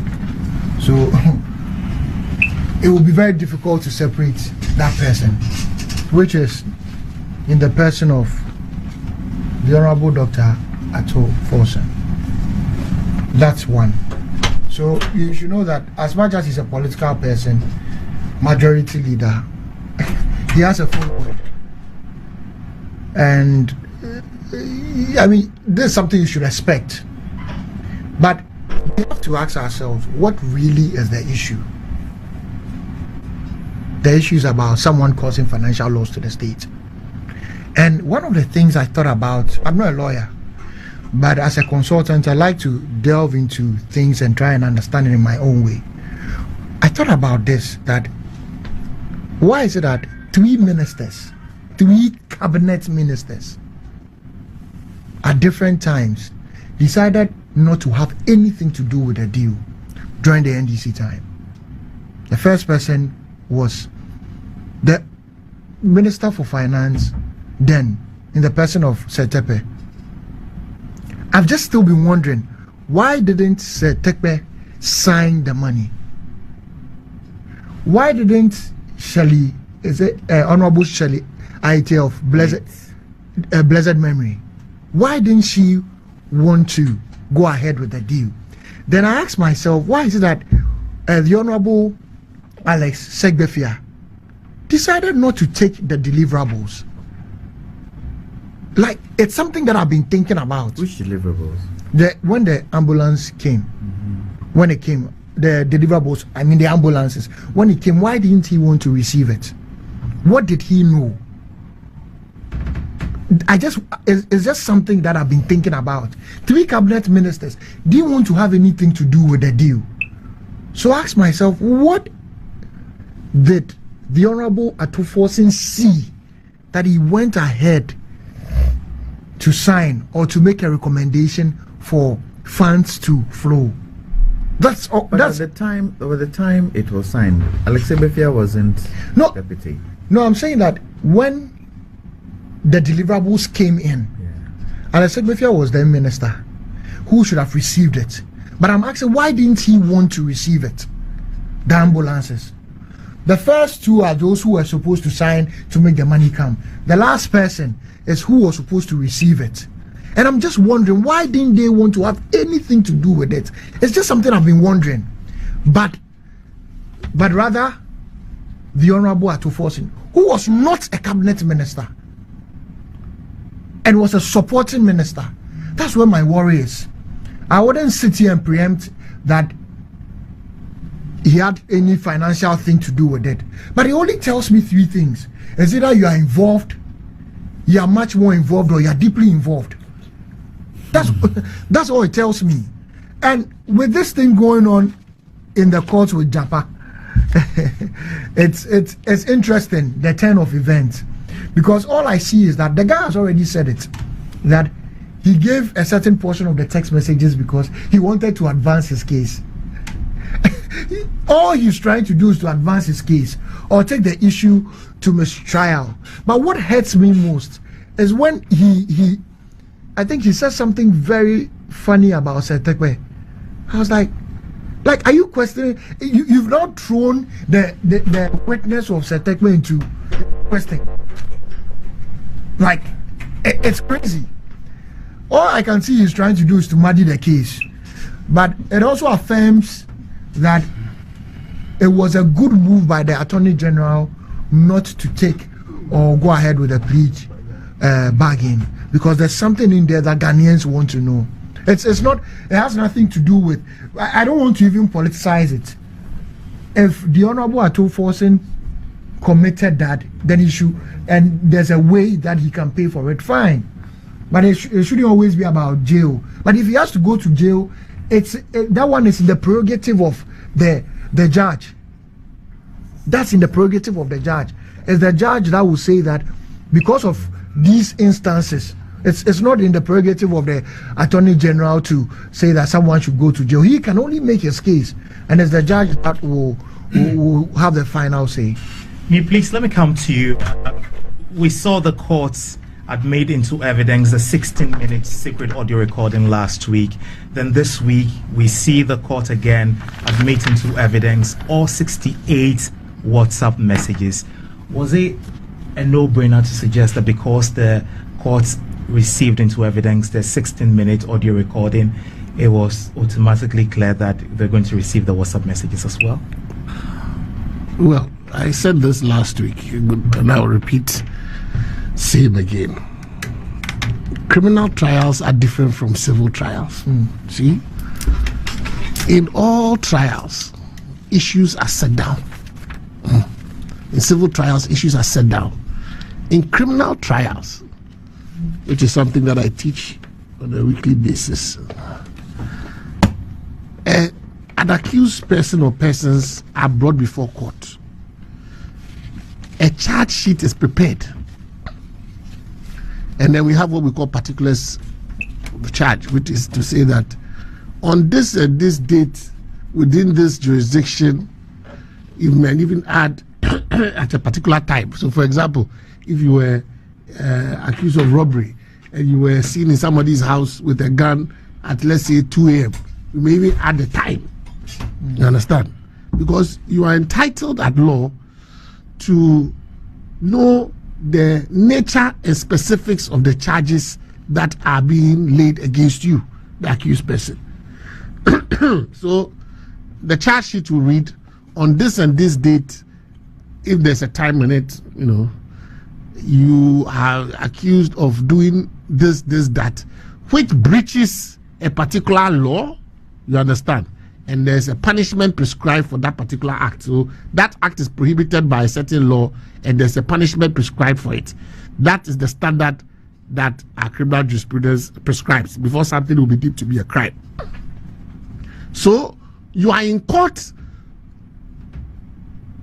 and you have been charged with specific offenses. So the prosecution, which is the Republic, will now present evidence. So one, they must first pass the test of having a good a charge sheet that is acceptable to the court, enough particulars in there for you to respond to those charges, which include facts. Now, then the duty on them is they must produce evidence. They will lead the evidence, can be through persons, through documents, whatever. What they have to do is to bring enough evidence before the court for the court to come to a conclusion that you have a responsibility to now open a defense. You are not guilty. Remember that you are presumed innocent. So as we speak, all the 3 accused persons are innocent until they have been pronounced guilty by the court. But the first stage for the prosecution is when they close their case, they must have presented enough evidence whereby the court will say, for you and you and you, I have enough evidence to justify why you must come to the court and explain to the court why you did this or you did that or you did this or you did that. It's not that you are guilty. It's just that maybe the court is satisfied that, let's say, for example, robbery. You were seen at the precincts of my house at around 12 midnight carrying maybe a gun. You understand? Now, that is enough for the court to say that you must now come and explain why you were around the precincts of my house with a gun at 2 a.m. on this date. It's not to say you are guilty. Maybe you are a watchdog committee member. You understand? So then you will come and explain that, yes, I admit I was around your house at 12 midnight on the 6th day of January 2020. You understand? And I was parading and this day, and I had to enter your house when I heard noises. You understand? However, I was there because I'm a member of the neighborhood watch committee, and we have been mandated to carry these arms to protect the neighborhood. That will qualify, or that may, in the eyes of the judge, qualify as a reasonable excuse why you were in my house, you had jammed my wall when you heard noises, and you heard that you heard a in the area, so you were patrolling. You understand? So that is the nature of the arrangement in a criminal court process. Now, the question I keep asking myself is the tape and everything else. You see, the procedural issues would have been. So let's say we have ancillary issues like fair trial. Every accused person has a right to what we call a fair trial. So has your right been abused? Maybe in taking your statement, the police took the statement at 12 midnight without the presence of your lawyer. Those are procedural issues that can give rise to the court saying that the charges that have been preferred against you, you understand, were preferred against you in breach of your rights. And so on account of that, it is throwing the case out. Maybe you are arrested and the arrest was unlawful. Your human rights you were beaten up, you understand, to elicit a confession from you, among others. Those ones go to what we call fair trial. So those ones can be grounds upon which your lawyers would have come to say, no, A, B, C, and D that has been done is in breach of fair trial principles. But in a case where you are not seeking to throw away the charge sheet, that's one. You were seeking to maybe stop the trial on the grounds of fair trial and all that. All those things have been thrown out. My worry as an observer, as a lecturer and all that, is that there are specific charges that you have been charged with. You understand? So anybody who, and you see, even in the submission of no case, they were fortunate, and some judges don't do that. This particular judge, which is what I think should be the standard, was able to tell each accused person what is required in terms of what she's looking for by way of answers. So if you read the submission of no case, she tells A1, you, at the close of the case of the prosecution, this is what they have been able to establish against you. I need you to explain to me this. So for Dr. Atufosin, for example, his own is about the authorization. Because the judge at the end of the submission of no case said that the court is satisfied that the ambulances were not fit for purpose. So there's no debate anymore unless you go to an upper court and overturn that finding of fact. I hope you understand. Were the ambulances at all? Whatever, yeah. So that one there, it is. I won't speculate. What I say is that this is at least what I know. That the judge says whatever was imported as the first tranche was not fit for purpose. Based on the evidence. Based on the evidence before her. That is a finding of fact. He says all the parties agree. That's the way. All the parties. So accused person and this, you all agree that what was imported was not fit for purpose. For A1, we need you to explain to us under what authority you allow that ambulance to be imported, to be paid for. So if you decide to spend your time on other things, that one is entirely your business. You understand? Because the court and you see, the court will not allow you to one day come and say that you had evidence and you were not allowed to bring the evidence. We have what we call all evidence. All evidence is admissible. All relevant evidence is admissible. So what you deem to be relevant to you, you bring it. No court will say that if you want to call 1,000 witnesses, so long as they are not coming to repeat the same thing, you'll be allowed to call. Because tomorrow you will go and say somewhere that you had evidence and the court did not permit you to. So if you want to spend your 6 hours, this judge also is very strict about case management conference. There are judges who are very liberal with the case. They can allow you to go this. If she says 6 hours, it's 6 hours. Unless you can convince her why. So you all agree. At the case management conference, all parties agree. I'll need 6 hours for witness 1. I'll need 6 hours for witness 2. So if you spend your 6 hours on the tape, on the jackpot tape, you're entitled to it. You cannot come tomorrow and say that you were given the opportunity. And so if you, and for Jakpa, she also gave the specific things she's expecting him to speak to. So all the accused persons have been given a cue in the, what do you call it, in the submission of no case as to what they must address the court on by way of the charges and what it is that the court says has been established as a prima facie case. We call it a prima facie case against them. On the face of it. On the face of it. Now it is up to you. They have decided, so a lot of people, a lot of commentators, you people have spent how many hours? But you see, I understand the attorney now, because if you accuse somebody, he has a right to respond. So if you have brought in this WhatsApp messages and all that, he probably will spend a bit of his time. But remember that the attorney general has discharged his duty. That's one of the things that most people may not get.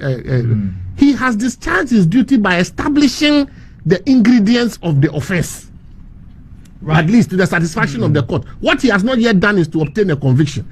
So, in cross-examining, the attorney general's work, okay, is not on the same weight as the accused person. Let people understand that. The accused person now has the onus of satisfying the court that it has a reasonable explanation which will raise reasonable doubt about the charges that have been preferred against him. Do you understand? It's not the same for the AG who has discharged his burden and is only seeking to cross-examine you so as to discredit that explanation. So the burdens at this stage are not the same. But what do you also make of? I mean, there's a lot of news coming around that. Dela, just a second. So does it mean that I'm not a law person, so I want to understand? Does it mean that when it comes to criminal cases, you must prove beyond all reasonable doubt? Yes, That's what the law says. So you see, the reasonable doubt comes at the end of the trial. End of the trial. Oh, You okay. understand? Okay. So right now, the prosecution has satisfied the burden of now forcing an explanation from the accused person. Do you understand? Because normally, if you don't satisfy that evidential burden, the initial evidential burden, the accused person does not have any duty to what? To open his mouth. The balance of fairness. But now the judge has said, one, the prosecution has met its burden. Two, you should come and explain. Now you have a duty to either explain or to go gallivanting on other things which you think are relevant. So if in the view of the defendants or the accused persons, they have satisfied the judge on what she asked them to do, and they have extra time, and they want to deal with other matters which they think are relevant, they must be allowed. But at the end of the day, if you get the final judgment and you don't see even one sentence about the Jakpa tape, don't be surprised. Right. Some have also said that, look, we're reducing this whole trial to the Attorney General trial. Meanwhile, there's a substantive case before the court, willfully causing financial loss to the state. Brother, that's the question you must ask yourself. Who is in the dock? Is it Attorney General or is it the accused person? See, the thing about criminal trials I always tell people is that the day you receive your charge sheet, you receive it alone. See, the day you are called to come and write your statement, you'll say, so that's why my famous lecturer once said, Professor Kumado, that the best lawyer is the one who doesn't allow his client to sleep in the police cell. So when you are called to accompany your client to write his statement, do everything possible in your power to make sure that your client does not sleep in police cells. Number two, kill the case before it gets to trial.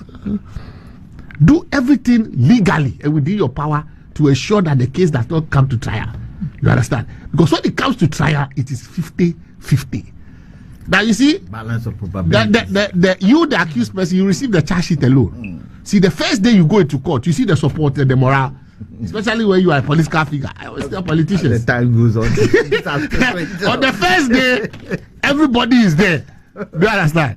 Then you get to the middle. Then you get to go day by day. Now, when you look at your back, I've been in this trials before, so I'm telling you practical things.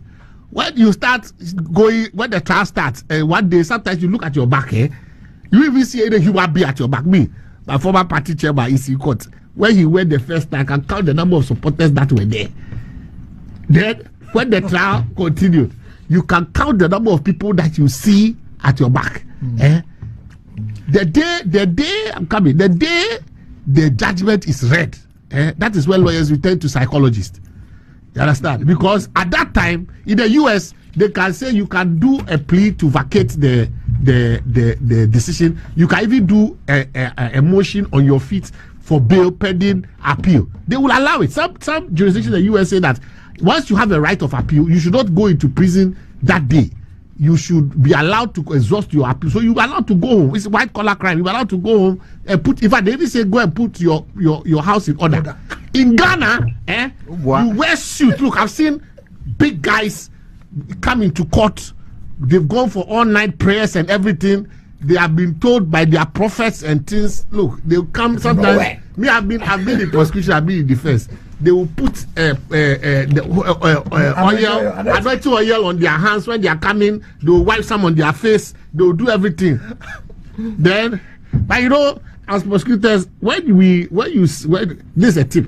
When you come to court on a judgment day and you see that the police presence at the gate is more than 2 or 3, know that you are not going home. That one I can tell you on authority. I repeat. So how do if you have know? That one is not of your business. I'm saying that listen. I said if you listen. I said if you normally when you go to court. I say normally when you go to court. When you go to court every day, and those who know, when you go to court every day, and on the day of judgment, you know the number of security people at the post. You can count them. Normally there are about 2 or 3 at this gate. Another maybe 1 or 2. When you see extra police presence on that day, you understand, and then you walk the corridor and you see extra police. See, I decided they can't play close. Know that you go home that day. That's one. Number 2, on the day of judgment, we the lawyers will psych you up that everything will be fine. You come with your supporters and everything. When the judge reads and say on count 1 I convict, on count 2 I convict, on count then your lawyer starts to write his what he calls mitigation. You understand? Plea of mitigation. At that time, the judge has convicted you, so you change, and automatically your sitting position will also change. Your sitting position where you sit will change. This is called you are now a convict, so you see that automatically the security people will come and stand behind you. You understand? And then your lawyer will have to do a plea. Yes, no, here cancel mitigation. That time you are still in shock. Then your lawyer will say all the blufful. Meanwhile, maybe the sentence and everything has already been written. That's that the judge will record him, but maybe the sentence has already been written in the this thing. When it is done, then you'll be led. That is when you came in suit. Be led through the door. You will not change your dress. You came through. Not the same door you came through. You park. I've seen big people who came in their car, drove themselves. Their car was parked for days at the court until somebody else came for it. Because freedom is such that sometimes I think that you should hasten slowly with certain things. You understand? So I will still say, you understand, that in my opinion, the best way out of this particular matter, you understand, I know a lot of things have gone on, and that's why sometimes when you attack, whether you like it or not, the person who is in the chair, until the person is no longer in the chair, he's in the chair. It's like president. Until the 7th of January, the president of this country is President Akufo-Addo. He's the only one who can sign pardons. He's the only one who can sign certain things. So there's the need for you to maintain some cordial relations. You understand?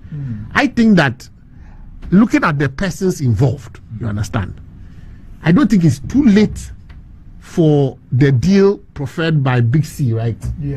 To be taken off the table. You understand? I think that a lot has been said. You understand? But what do you mean taken off the table? Off the table. No. I'm saying that I don't think it is off the table. Okay.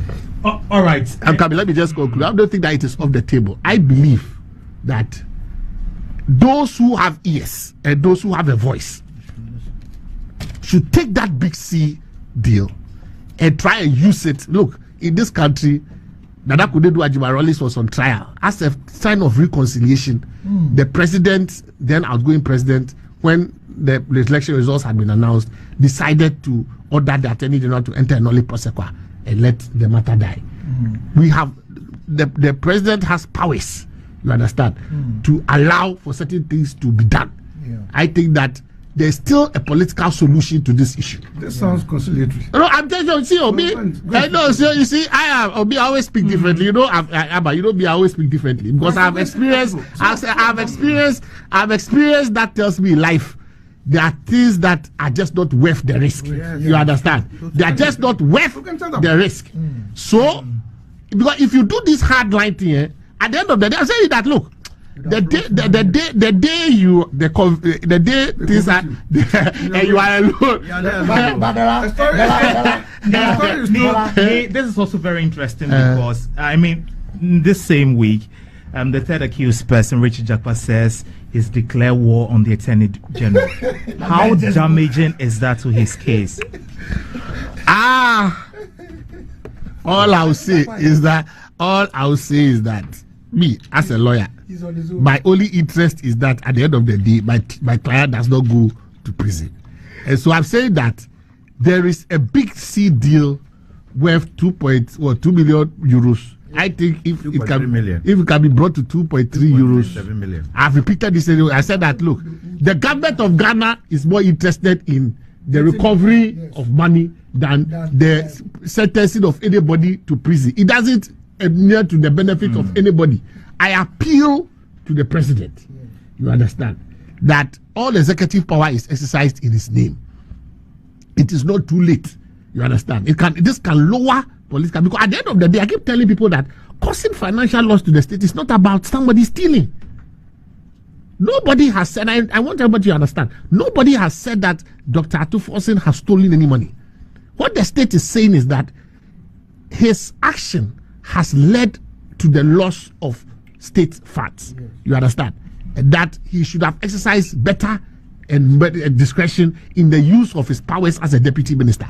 So that point must always be, you see, people believe that, or some people have the misconception that the state is accusing Dr. Atuforsen of stealing 2.3 million euros. That is not it. You understand? And so if that is not it, and somebody is offering, you understand, that amount as a panacea to the issue, and he is at that point as minority leader, I don't think it is impossible for a deal to be had. Yes, you may not like Godfrey Dami, and that is not about, you see, the issue, that is where, as long as you don't take personal positions, do you understand? Your interest is not about whether you like somebody or not. You can always call him the names after, but at the end of the day, your interest is to what? Get your client off. And that should be the primary interest of yourself, and not about calling people names. On that note, right. I'll be coming to you. I want to pick some messages real quickly. Okay. Then I can come to you so that we continue the conversation. I know Mr. Janto is also getting ready. Different from the book theory. Right. So we have some messages coming in from Facebook, where we are currently streaming live, and this coming from Kwejo Asempa Furniture Works. Kwejo says, good morning once again to everyone from Kwejo Asempa Furniture Works, Edum Kumasi. Kwejo, we really appreciate your message. George says the phrase for Kwejo, he should know that he who seek equity must come with clean hands. George from Cape Coast. Kamel says, good morning, Asasi Radio. Another week is here, one of the credible weekend talk shows currently. Thank you very much for the commendation. Jerry Ajololo said, I salute you, Lawyer Jantua. That's for you, Mr. Jantua. Thank you. And Mr. Jantua, you really beg to differ because it's Ryan and MPP. I thought you were a strong advocate of Ghanaianization of the economic, especially mineral resources, or the Rock City is not a Ghanaian business. What was Jantua about? Do you get the import of the message? I don't get the import of the message.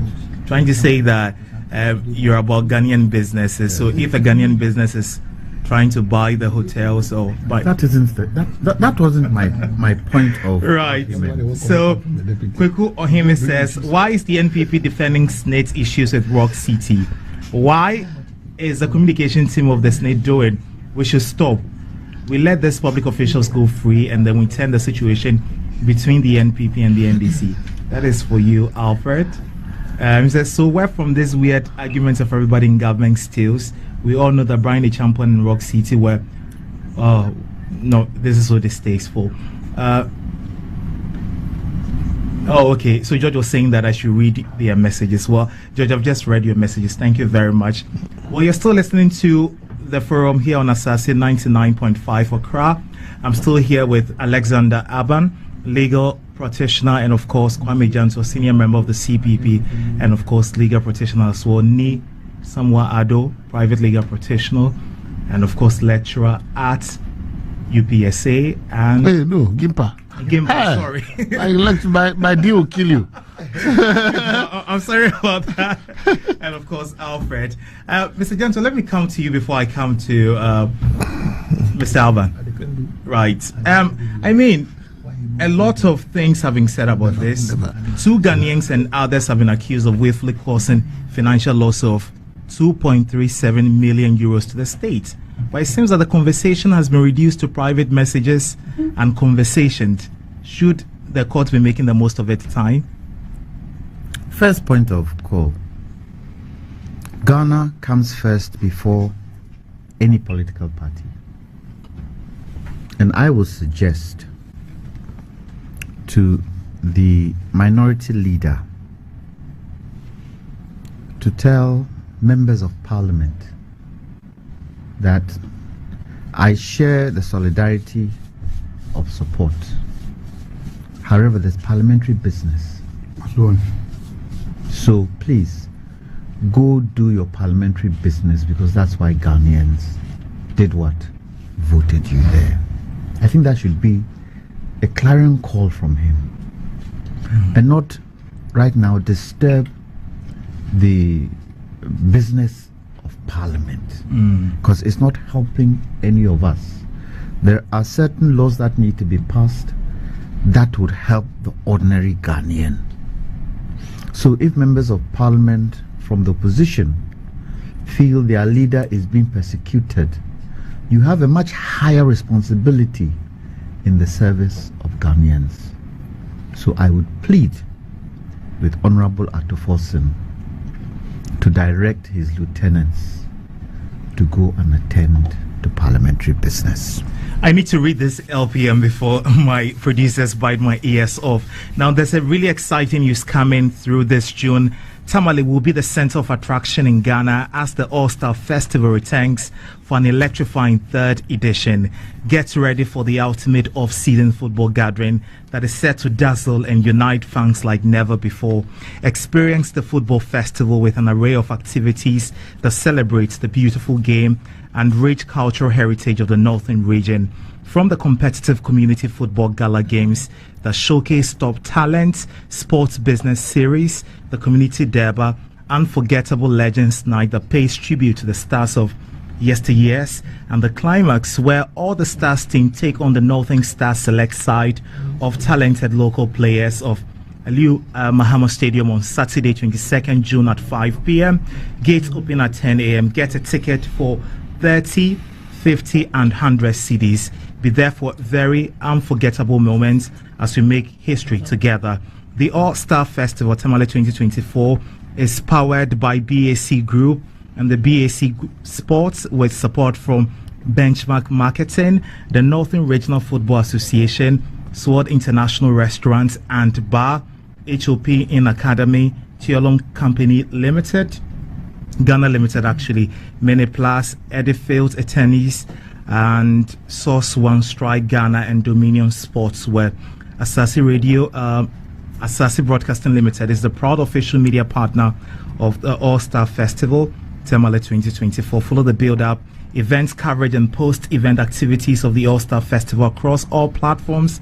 Asase Radio 99.5 in Accra, Asase Radio 99.7 in Tamale, and on our website and social media handles. For more information, visit www.thebackgroup.org, and you can also reach us to the organizers 05315 33563. That is 0531 533 536 0244 75 3725. The All-Star Festival, the stars are coming. And this is also for socks and tie. Are you ready to elevate your styles with unmatched elegance? Discover your Paul Bestow collections, where your wardrobe dreams becomes a luxurious reality. Handcrafted with precision, tailored to perfection, and designed uniquely for you. Step into a world of bespoke excellence, from the finest fabrics to impeccable details. Yapol ensures every piece reflects your individuality. Feel confident, feel sophisticated, feel Yapol. Visit us today at 54 Street, Laboni, or call us on +233 5776 8658. Yapol by Stock and Tie. Mr. Alban, let me come to you. You were going to make a point before I took. Was that all right? I was only going to. I thought you were done. I was only going to tell a small story. So let me tell that story, and you continue. Okay. It's just. I'll give you a fair. I'll give you a fair hearing. It was a story just to, if I say, conclude Ni's case. A story was told of somebody who was taken to the court. They went through everything. He was convicted. So when they finished, the client asked, "Lawyer, did you say anything?" Then the lawyer said, "Oh, I'm in work office. I also in some room." That was a good one. Yes. So I'm going. That pleasant. It's Is the least, I think, of all the even divorces. Yes, divorces are sometimes, but criminal trials, they can take a toll on you, especially when you are emotionally invested. Because you see, it's you go on a journey with your client. You understand? Especially when you believe that exactly. Not even that. You see, your client is able to tell you everything, so you, the lawyer, know the truth. Look, of all the people who know the truth, the judge will never know what actually went on. It is between the accused persons And his lawyer. You understand, and the lawyer. So the lawyers know everything there is to know about the case. Yes, you understand. So it's a very emotional and a very psychologically draining activity. And so it's not to be taken lightly. And that's how come I'm a bit surprised that the third accused person, Richard Japa, will say that he has declared war on the Attorney General. That he must be allowed to talk. Very, very loose talk. Do you have time to go on? Yes. Because I just made a first statement. Please go ahead. And you came in, so I held it. But then now you want to throw me under the bus. I apologize sincerely, Mr. Jatwa. Please take it from there. The law of admissibility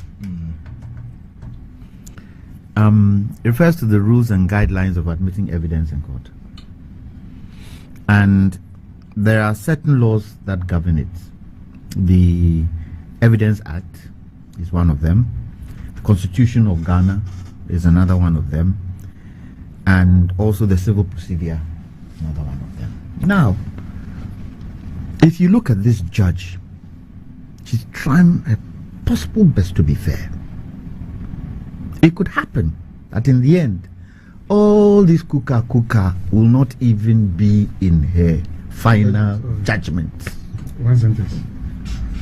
So it's making the case nice. It will happen because there is a substantive case that is on the table. And if you want to use your time to play politics, Attorney General and accused, what was someone? Because as a witness, you should read the judge.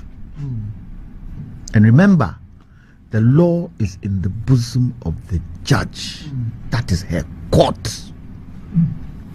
And knowing this judge, from what we've seen, she will go strictly according to the evidence that is on the table. No ifs, no buts. So if you want to declare war on a case that the war is outside the actual arena,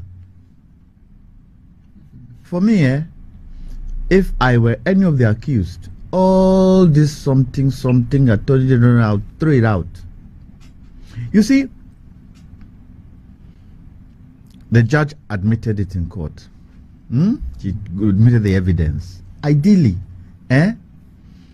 if the judge had decided that this thing is not going to be admitted in court, somebody else could have now taken the Attorney General on and taken all this thing to court to prove that he's complicit.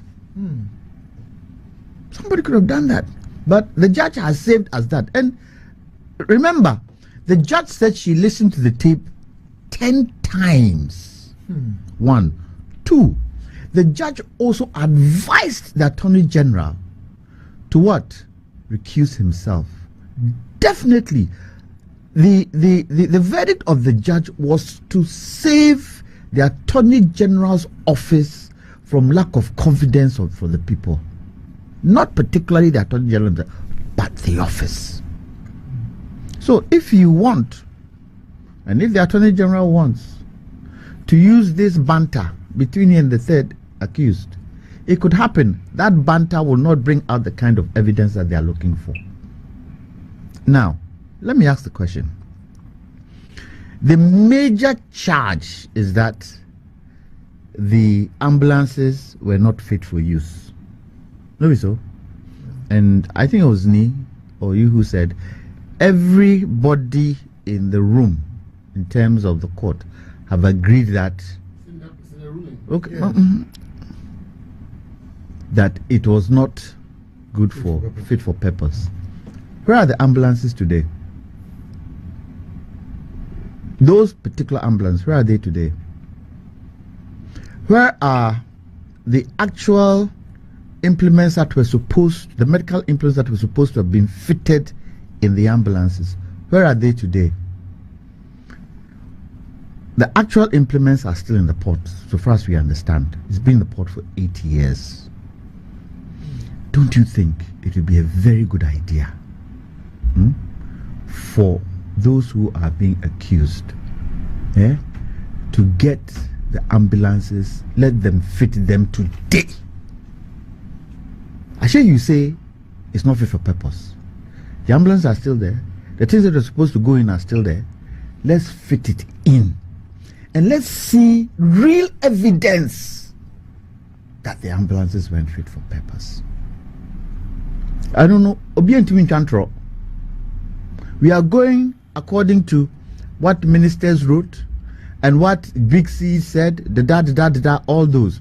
But at the end, no be so. And the ambulances here, Councillor, and the ambulances here, where are the ambulances? So, but so I want to ask, wouldn't that be going into the crime scene? Because the whole ambulance thing has become a crime scene now. You see, the defense lawyer could request from the court that those ambulances, let's fit them to see whether the charge that they are giving to my clients is true. Let's fit it. And Ayira, it's parked somewhere. We still know that the implements are still at the port. They haven't been cleared. Let's fit it. And then the bits that we find are not fit for purpose. Clean, because you don't want after a while somebody to come and say, but the Attorney General, interrupted or was part and parcel of, saying things to the accused, and because of that, what the judge has, the verdict that has been given is not true. It is not right. Perfect and clean. Because down the road, and I say, and I'm not sure whether, Counsel, you've read the entire statement. Proceedings? Yes, proceedings. No. Have you read the proceedings? You've read the proceedings, right? Yes, I have. Everybody should go and read the proceedings. Everybody, before the judge decides on the case, everybody go read the proceedings, so that when the judgment comes out, you have a fair understanding of how this thing has gone.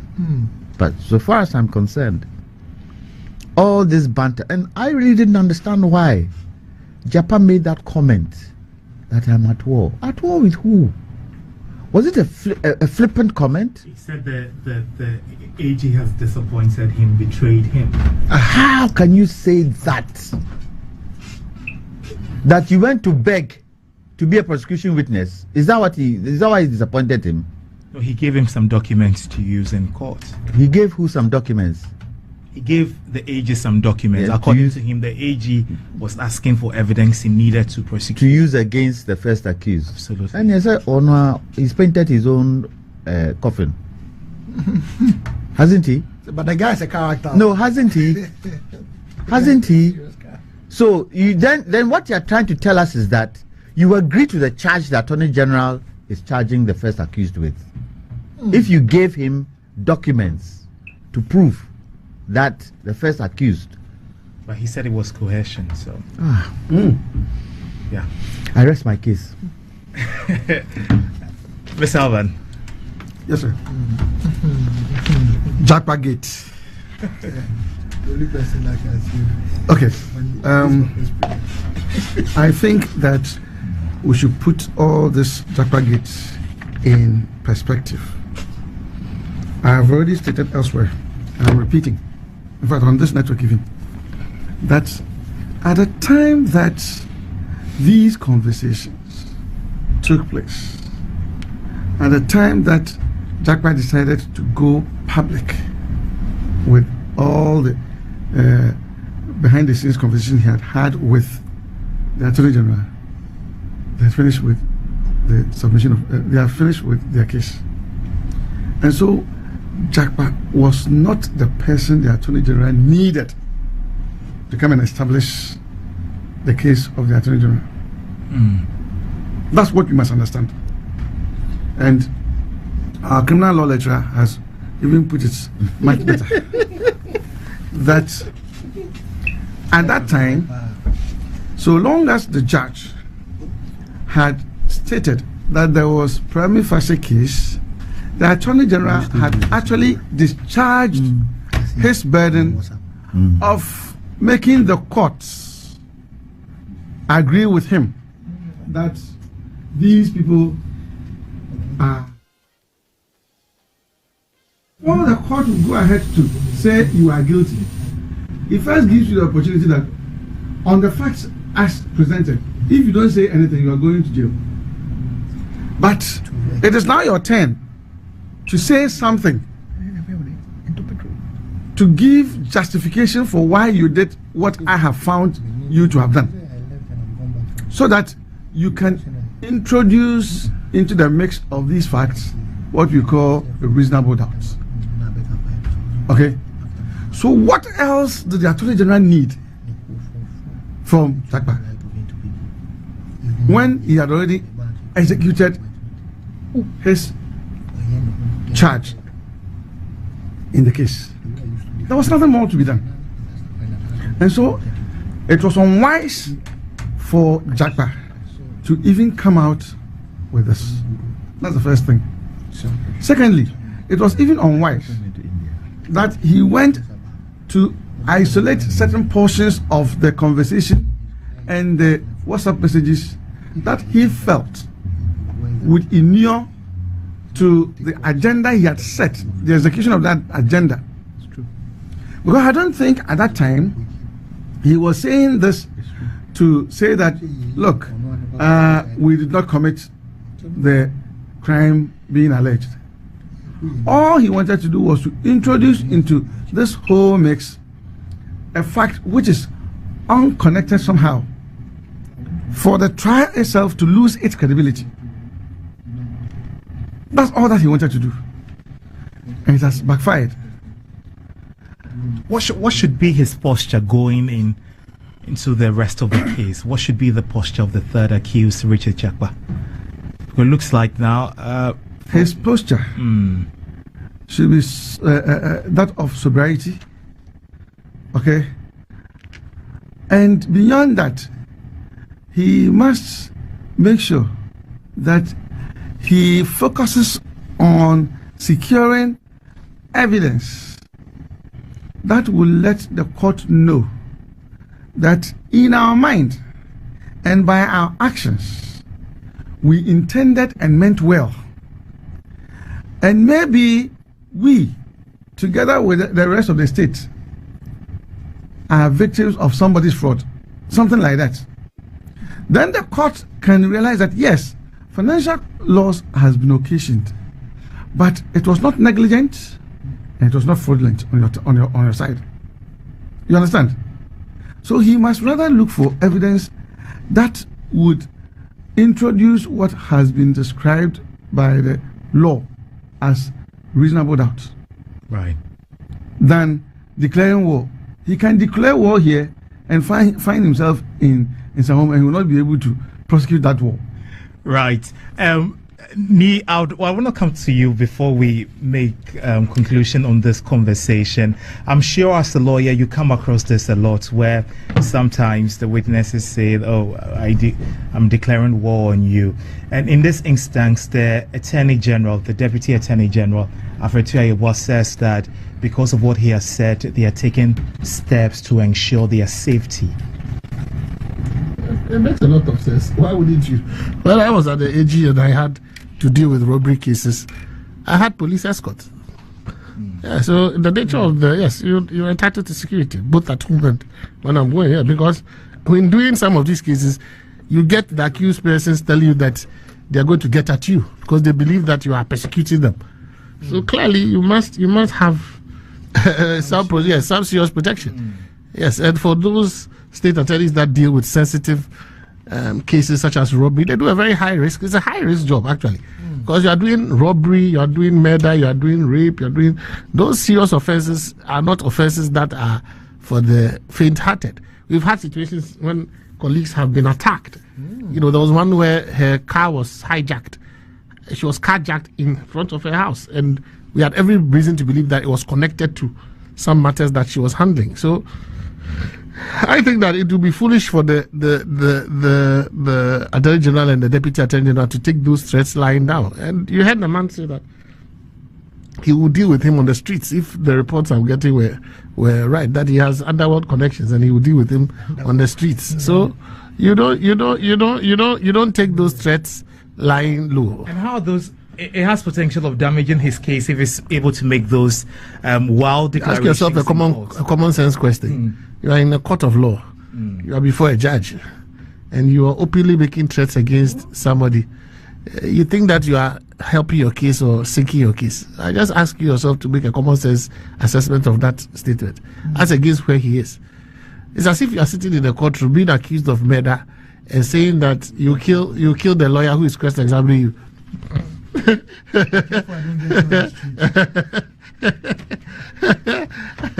What does that do to your own case?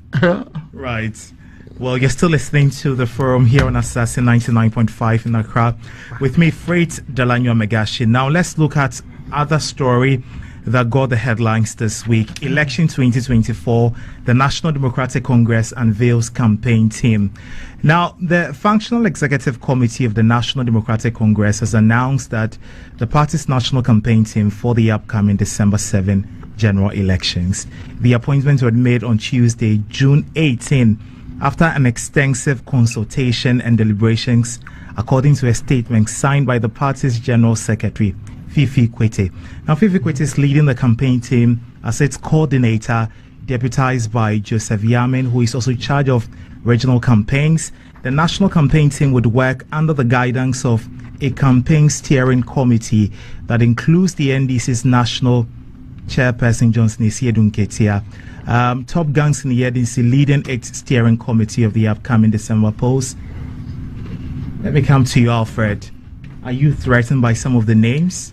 I mean, these are very seasoned personalities of the NDC who are leading another strong team for the campaign for the December 7 elections. Are you by any way threatened There's by no the seasoning and the fitness of there's no one in that team that tickles me or gives me Betty Modi Driso, Julius Debra? I'm serious about that. It's like doing the same old thing and expecting a different result. I was discussing with yesterday. We were having like a conversation somewhere. Boys, you meet to talk, and surprisingly, I was telling them I was coming for the show, and one person raised that. Why is it that Lawyer Nee is not on that campaign team? I'm serious. I mean, but he could be doing other things. So he put out a video showing me some of his what he does for the party, his commentaries and all those. I was actually hoping that I'm a branch chairman. I was hoping that when I meet him, I'll have a discussion with him. He said he's a branch chairman, so you have your answer. It doesn't matter. This is the national campaign team. But everybody has to this play some role. This is the national campaign team. Yeah. You need to involve a certain caliber of people, and it must cut across. I mean, it's the same old faces. What new thing are they going to do for us? What new thing are they going to tell Ghanaians? You can't expect to do the same old thing and expect a new result. And this thing about it's I think one of the things that is bothering me as a country now is that it seems our minority, especially in Parliament, is not being vibrant like that. And even looking at please get closer. Looking at the exclusion of the likes of Haruna Idrusu and Muntaka from the campaign team. Wouldn't that be the same old faces you're talking about? No, you see, that's what I'm saying, that there's a certain caliber of people and what they bring to the table. There's a certain caliber of people and what they bring to the table. Don't you think Neil would have been a better fit if you had taken... He's a manager, branch manager. No, I'm a branch chairman. I'm in charge of a police station, so it is difficult for you to take me out of that. Why are you trying to? I'm an elected branch chairman. It's like a police station chairman. So absolutely. Clearly, I have a very vital role to play down there. It's I'm a member of the legal committee. You understand? Okay. So I have a lot of, and honestly, I cannot, with the number of things I do, manage to even be. I'll be a useless component. So I will attend meetings. Are you telling me if you are called on the team, you will attend meeting? No, the truth is that I know. I mean, we see your commitment to party activities. There are people on the team who are equally well, going to work like none of them. None of them. There are some missing names on the team very conspicuously. That has also got a lot of people talking. Harun Idrisu, for instance. Let me find out from you, what do you make of the team that has? Well, I think it's a fine. See, the thing about political campaign is that you must have people who are prepared to volunteer their time. Look, if you're a practicing lawyer, for example, and you decide to take up a position at the campaign office of the flag bearer, it means you are prepared to neglect everything you are doing. My brother Sammy, I rarely see him going to court. You understand? Even though he's called even though he's called to the bar. So it's a lot of sacrifice. You can't combine certain roles and be able to do it effectively. You need a team around you. And so honestly, if you called me to say, come and leave my work and everything I do and follow the flag bearer for 1 week to, let's say, Tamale, it's not possible. I can't do it. You understand? So if I have other people who can leave everything they are doing and go and give off that sacrifice, if the person is appointed a minister, I'll be jealous of the person. Do you understand? Because the person has sacrificed. You understand? Maybe if I get my CEO position, I'll take. And then let that person. But we equally have. Oh no! We equally have. He's not being Attorney General. No! That's the position I would never do. But they told me the last day. That's you told me the last time on this set here. Lie. You're telling me to lie. You see, the truth is that you need to have a certain combination. I'm sure that in vetting the names, they also look for people who can work together. You can go and bring certain so-called big short names who have very bad human relations. And so when you put them together, the one who will be the servant and the one who will be the boss becomes a problem. You understand? So you need a lot of things to go into getting the right mix, who can deliver. And remember, running a campaign is different from running a government.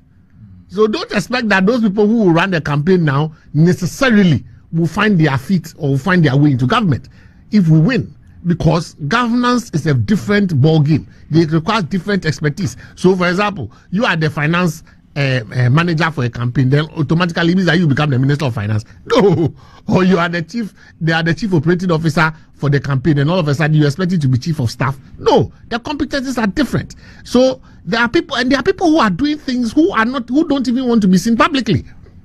I can tell you some of the people who take the key decisions and some of the people who do a lot of key stuff are not even on or have not been named. You can't tell me that people who run the communications for the president, for example, you see some of the key names you see on over there. You will see their names. It doesn't mean that they're not playing. It probably even the presidential candidate will consult them even on a more daily basis than some of the people that you see their names there. I just think that, it's good to have a formal structure. It helps to, and I think that this time around, there's a good mix of both the party and the presidential team. Sometimes when there's a distance between the campaign team of the president, the presidential candidate, and the party, you have a problem. Because then issue of resource allocation and what have you becomes an issue. My prayer is that the team remains focused. This is a team that has the endorsement of the party. It has a good mix of both party and the presidential candidate's own team. Let there be no fights about resource allocation.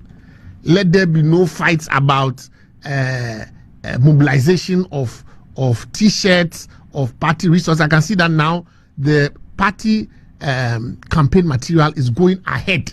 So motors are being distributed, cars are being distributed, all the necessary accoutrements that you need, the T-shirts and all those things are going out ahead. We need those things on the ground.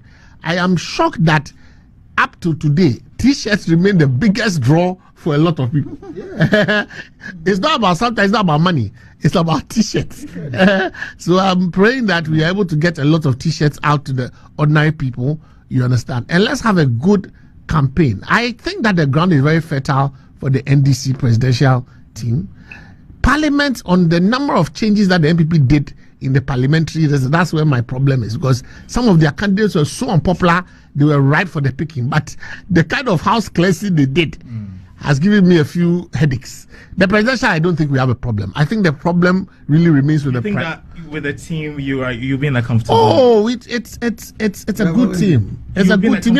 I keep telling the MPP that it's like you are rebuilding a team. You understand?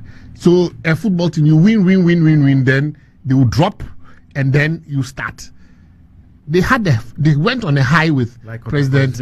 Exactly, you had a high with President Nado. He lost 2 elections, then he won, and he won with one of the biggest margins. His next time he came to about 500,000. They are now coming with Dr. Bawumia. Let them have, and I know within them, those around him and he himself know that he has to start from somewhere. And he certainly will not start as a presidential candidate that won the first election. It's a dream. He's going to start, and they know that their aim is 2028. They should psychologically start preparing their supporters. Let me just make my last point. That hold on. Oh, Alfred, let me just listen. Alfred, you know something. You deserve a book on evidence. No, listen. You know something. You know in your heart. Oh, listen. You know in your heart. You know in your heart. No, I know in my heart. Oh, listen. You know. Yes, listen. You know in your heart. Move to the next one. That once he gets onto the ticket, the argument that he's now the one who has now been tried and his name is there and he's more marketable, that is the template. So as for that one, you intend to play it immediately. You go for early Congress after 20. You know that as for John Mahama, he only has one term. But you understand? They don't want all right. So since we are talking about Dr. Bawumia, then I think it's right for us to have. I think it's right for us to have the conversation, Alfred. So the National Intelligence Bureau says Napo is the most favored. So we are not commenting on the. It's all part of it. It's all part of it. We just have a few minutes to wrap up, so we need to be snappy. So, and since we are all in the spirit of talking about Dr. Bawumia, I guess that it's just right for us to delve into it. So, the National Intelligence Bureau says Napo is the most favored to partner Dr. Bawumia. The Energy Minister, Dr. Matthew Opoku-Prempeh, is widely preferred among party members to be the running mate to the new Patriotic Party's flag bearer, Dr. Mahmoud Bawumia, according to a survey by the National Investigation Bureau. The survey engaged 5,116 NPP delegates nationwide, including national, regional, constituency, and polling station executives. Now, according to the study, Dr. Opoku Prempeh, who is popularly known as Napo, secured 76.2% of the responses from executives polled. Following him was the Minister of Education and MP, Dr. Yaosei Duchum, who garnered 10.16%. Can I start with you, Alfred? Yeah. Have you seen this report by the NIB? Yes. The survey? Yes. And Yes, I have. what is your initial reaction? Well, when I saw it first, I needed to. The first thing I asked, how authentic is it? Is the NIB? Well, I don't know. Anybody can draw a document and say it's the NIB. Is it on the official website? Well, we have obtained official copy from NIB. So Oh, wow. Okay, it's, so- it's And you official. didn't supply us with it. I'm even surprised. So then, let's say now that it's authentic, what does that survey tell us? Only tells us one thing: that there were names thrown out. There were people that they needed to know how capable they are, but one person stands tall. What among? It's not as though the person stands tall maybe with just a point of 2. He stands tall with a point of over 5 or 6. But were you surprised by the name?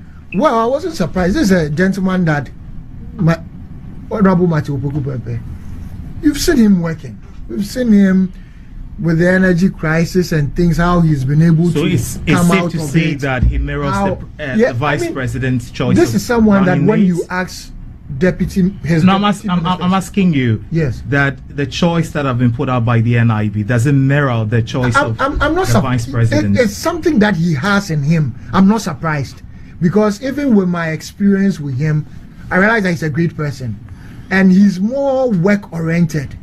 That's what I realize about him. He likes results. He wants, if he's doing something, let's get it done. We can have the fun after. But so I'm not surprised that it's going for him, and he has a very good people relation. That's one thing I also. Well, like, even among MPs in Ashanti region, he has a very good human relationship with them. It's good that you said human relations, because some of the reasons the NIB stipulated for why people overwhelmingly gave him that 76 over responses is: 1, charisma, high popularity within the party, fostering party unity, strong grassroots connection. Yeah, now my grassroots- interest is fostering party unity. A lot of people have raised questions with the personality and behavior of Napo, especially with his commentary lately, especially when we're having the power challenges and people ask for a timetable, and he says that let me just land, and he says that if you need a timetable, then you need to create a timetable for yourself. So there's that widespread, feeling that he's a bit arrogant, and you feel like he has, like, we have about 5 months to the election. Let's be honest, he's arrogant. That we have about 5 months to election, and people have said that he needs to do proper branding. And do you think 5 months would be enough for him? Because if the figure we are going by the NIB is anything to go by, then he's likely to be that. Do you think he has that number how of can months to be able to see, in one rebrand? breath, so this is a report that we have. Yeah. The report. But you is- seem to be very confident in the report. No, I mean, if you are saying that the report is authentic, you are saying that because I course. didn't know how authentic it was, but you are saying that it's authentic. I've read the report and I've seen the things you've said about him in the report, and also my personal experience of him is different. Yes, some people will make it. It's when Nado was coming into power, a lot of people made a lot of comments. Oh, Nado is arrogant. Nado is this. But it turns out that when you don't know something, you turn out to make different judgments about it. Napo has not been a person that his lifestyle has been out there.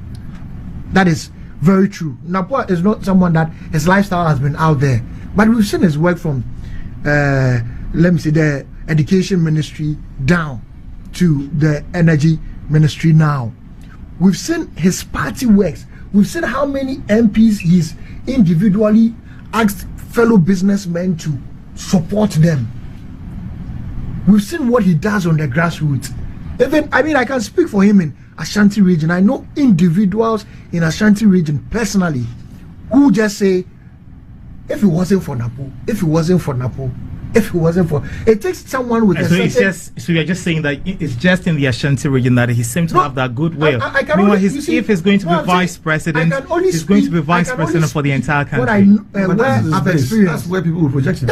No, I've seen him in the. I can't go if I've not seen him in the voter region. Why do the last time I saw something about him in the voter region was where he had knelt down to one voter chief, and the man gave him a very good advice. Said he's his son and all those things. But I wasn't there. It was a reported, let me say, a reported article. I wasn't there to experience what really went there. But what I've experienced in the World Bank of MPPs, what I can speak about. Right, I'll come to you, Mr. Alban. Have you seen the survey by the NIB and projecting Napo, the energy minister, as the most preferred candidate to be running mate to Dr. Bawumia? What do you make, or where do you stand on that? For me, what I can say is that we have an election to win. You say we, what are the we?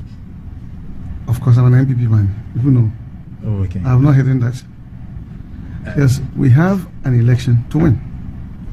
And those who are going to be used for the propagation of the MPP's message are the polling station executives, constituency executives, coordinators, regional executives, and of course the national executives. It is not out of place that you would go to these people and use them as sample to conduct this research. Because after all, it is these people who would go and propagate the party's message. And so the people you are going to send, if they say that give me this person, it means that they themselves have put in an endorsement on that person. Sending people like that to go and campaign for you is much easier because he himself is interested in doing the work for the person whose name has come up.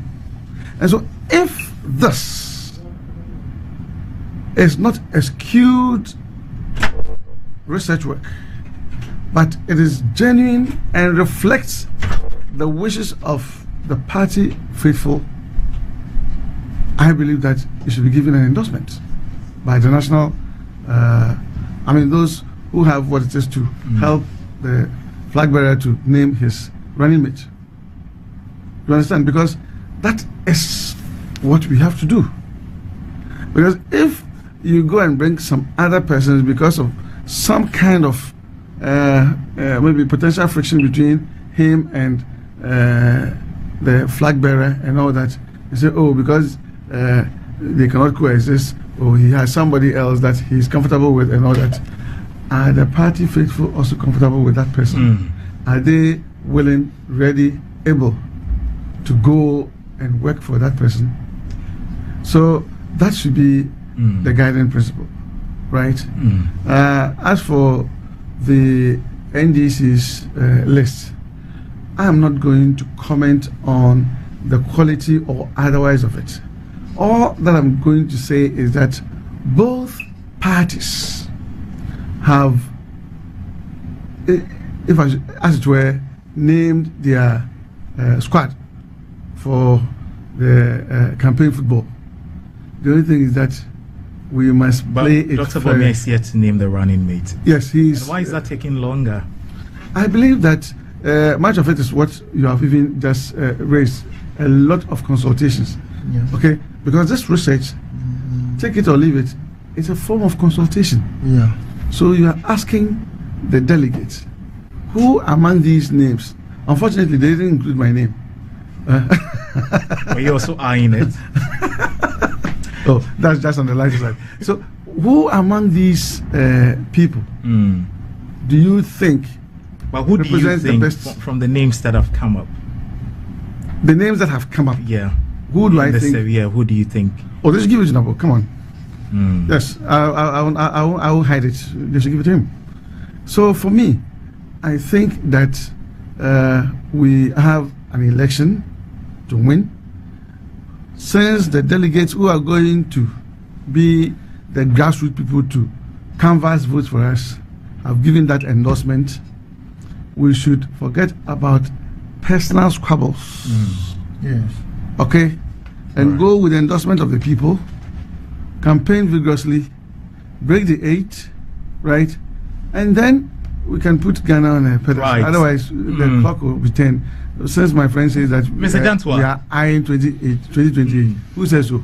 Professor Seidu Alidu, head Political Science Department, University of Ghana, said although the NIB was mandated to investigate issues of national security importance, its findings should have been kept confidential and disclosed after the party had made the official announcement, because the fear is that this is going to create a bandwagon effect where the party is forced into choosing one candidate.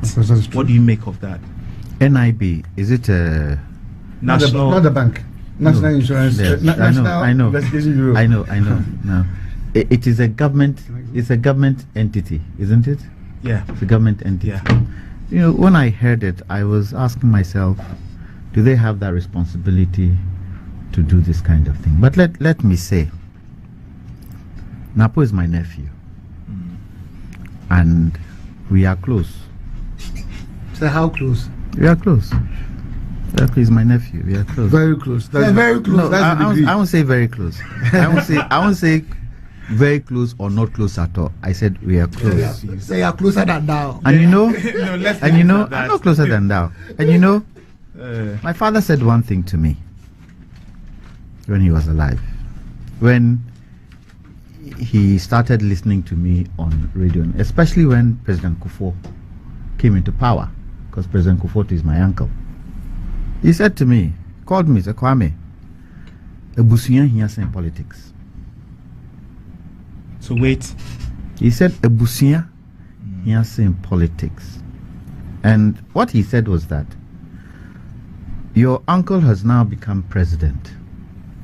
You are on radio and TV a lot of times. If he says something that you don't understand, that you feel you are not in agreement with him, go to him, ask him, get the true picture of what the situation is before you come and comment. Because ebusuya yanse politics uko ebusuya fie ediensa bonkumba chiraw, because they won't understand how you did not seek information and better particulars before going to sit on radio and talk the way you spoke. So I would plead the Fifth Amendment on where my nephew is concerned. But if the MPP of the opinion that he's the right person, fair enough. And in fact, what Alfred says, I have been in close quarters with him. There are bits of him that all of us have. We all have a bit of arrogance in us. But when you see how he deals with people, it's on a very, very, very, very friendly mode. What he doesn't like is people who don't do what they are supposed to do. Supposed to act, they don't act, from what I've seen of him. And he will say it as it is. Yes. Sometimes when I sit with him and have arguments, he will tell me, Uncle, I'm not in agreement with what you're saying. A, B, C, D, E. So let's leave it at that. Now, let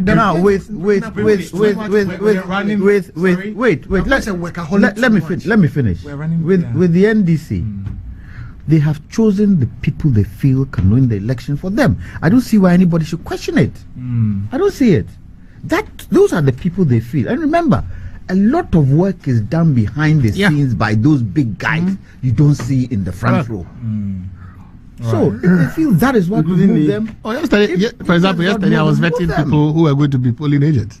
The first test was to ensure they could write their names. What kind of names are we looking for? That Haruna's name is in there doesn't mean he's I never sleeping. commented. I felt that he's doing a lot of work. Sleeping.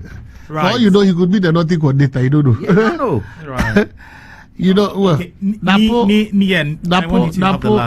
Napo's nomination, if confirmed, you understand, will be interesting. He's from Menchia. He's a royal. Those are serious things that you must pass. And he's gentle.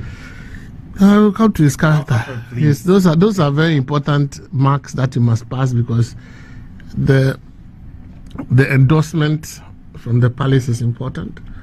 The MPP gets its largest number of votes from the Ashanti region, so you have to take that into account. I think Napo has a penchant for being a bit flippant sometimes. So, specific examples. He went after Professor Gina Nopokwajiman when he came into the ministry after being asked about the e-blocks issue. I felt that was unnecessary. He then, when there was this BEC promotion thing, the registration, he said the NDC had based, President Mahama had based parents to go to the Flagstaff Square and cause problems. When he was asked at his vetting, he had to, at the vetting, I thought he missed the golden opportunity to just say, I'm sorry for what it is worth. Sometimes saying I'm sorry doesn't take anything away from you. But to say that if he's not withdrawing the word, but if he finds it offensive, then he would have chosen other words, you see. Then he's made Minister of Energy. And, you know, sometimes politicians do not belittle our intelligence. We know Dumso. We know what it is about Dumso. You went on a demonstration on Dumso. There are videos of you being on a demonstration for Dumso. So if in your tenure of office, we all agree that it is a financial issue. See, the thing about the reason why a lot of people like Donald Trump is for nothing at all. Donald Trump just behaves like a normal human being. When his back is against the wall, he does what any normal human being will do. You understand? People don't just like it when you come at them and make it look like you are wiser than them all the time. And so when you are asked directly that are we in doom, so they say no, that is called doom CC, and that which, you know, and he had to quickly eat back those words. So that is my fundamental problem with him. There's an arrogance of power around him that he just cannot. We've seen other royals. Hold on.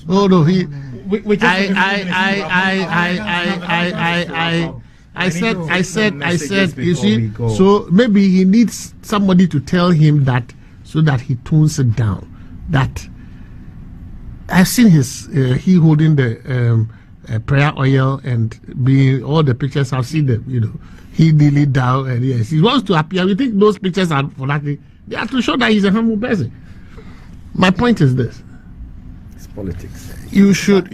No, my point. He's a fine.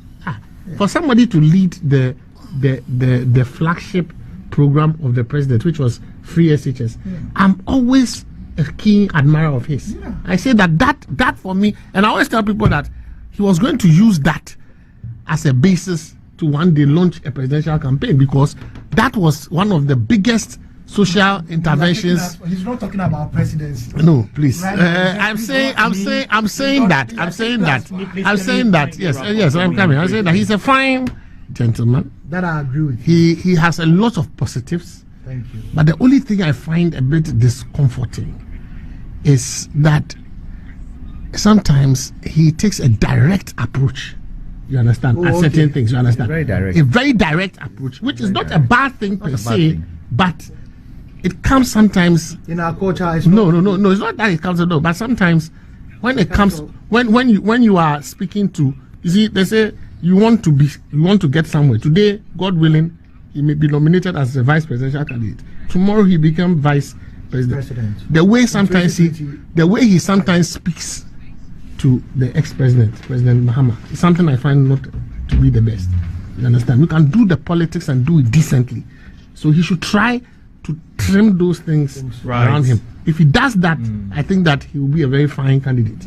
Thank you very much, Ni. All-Star Festival Tamale 2024. Something really exciting happening in Tamale. If you're in Tamale or around Tamale or its environs, you have to join in.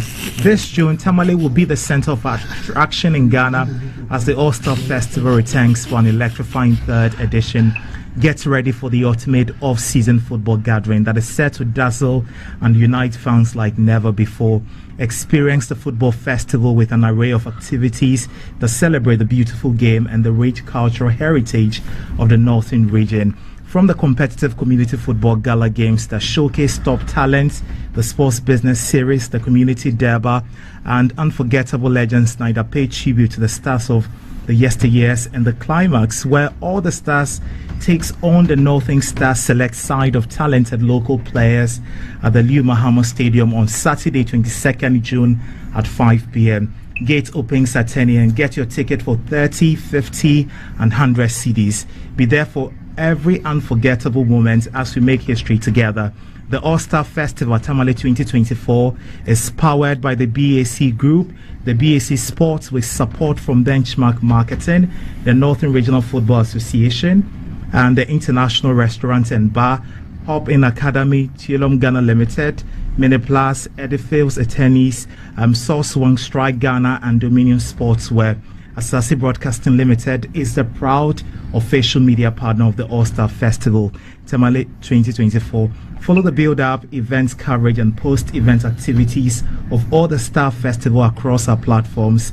Asasi Radio 99.5 in Accra, Asasi Radio 99.7 in Tamale, and on our website and social media handles. For more information, visit www.thebacgroup.org/www.thebacsports.com. You can also reach out to organizers on 0531 533 563. That is 0531 533 563 or 0244 753 725.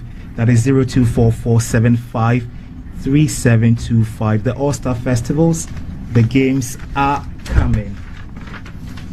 And have to shuffle through a lot of flavors here. We have this last one, the socks and tie. Are you ready to elevate your style with unmatched elegance? Discover your Paul Bestow collections, where your wardrobe dreams becomes a luxurious reality. Hand drafted with precision, tailored to perfection, and designed uniquely for you. Step into a world of bespoke excellence. From the fitness fabrics to impeccable details, Yapo ensures every piece reflects your individuality. Feel confident, feel sophisticated, feel Yapo. Visit us today at 54 Street, Laboni, or call us on +233 55 776 8658. That is +233 557 76 8658. Yapo Bestow Tie. And before we say goodbye, this has been the forum on Asasi Radio 99.5 in Accra with me, Freight Delanya Megashi.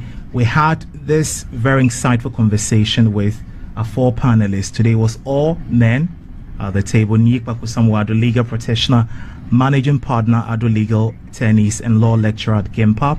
Alfred Ababiokumi, member of the NPP Communications team. Alexander Abon, Private Legal Practitioner, University of Ghana. Kwame Jantwa is a senior member of the CPP and a private legal practitioner. My name is Freight Delanya Megashi. Have a very lovely Saturday. This has been the forum. Good afternoon.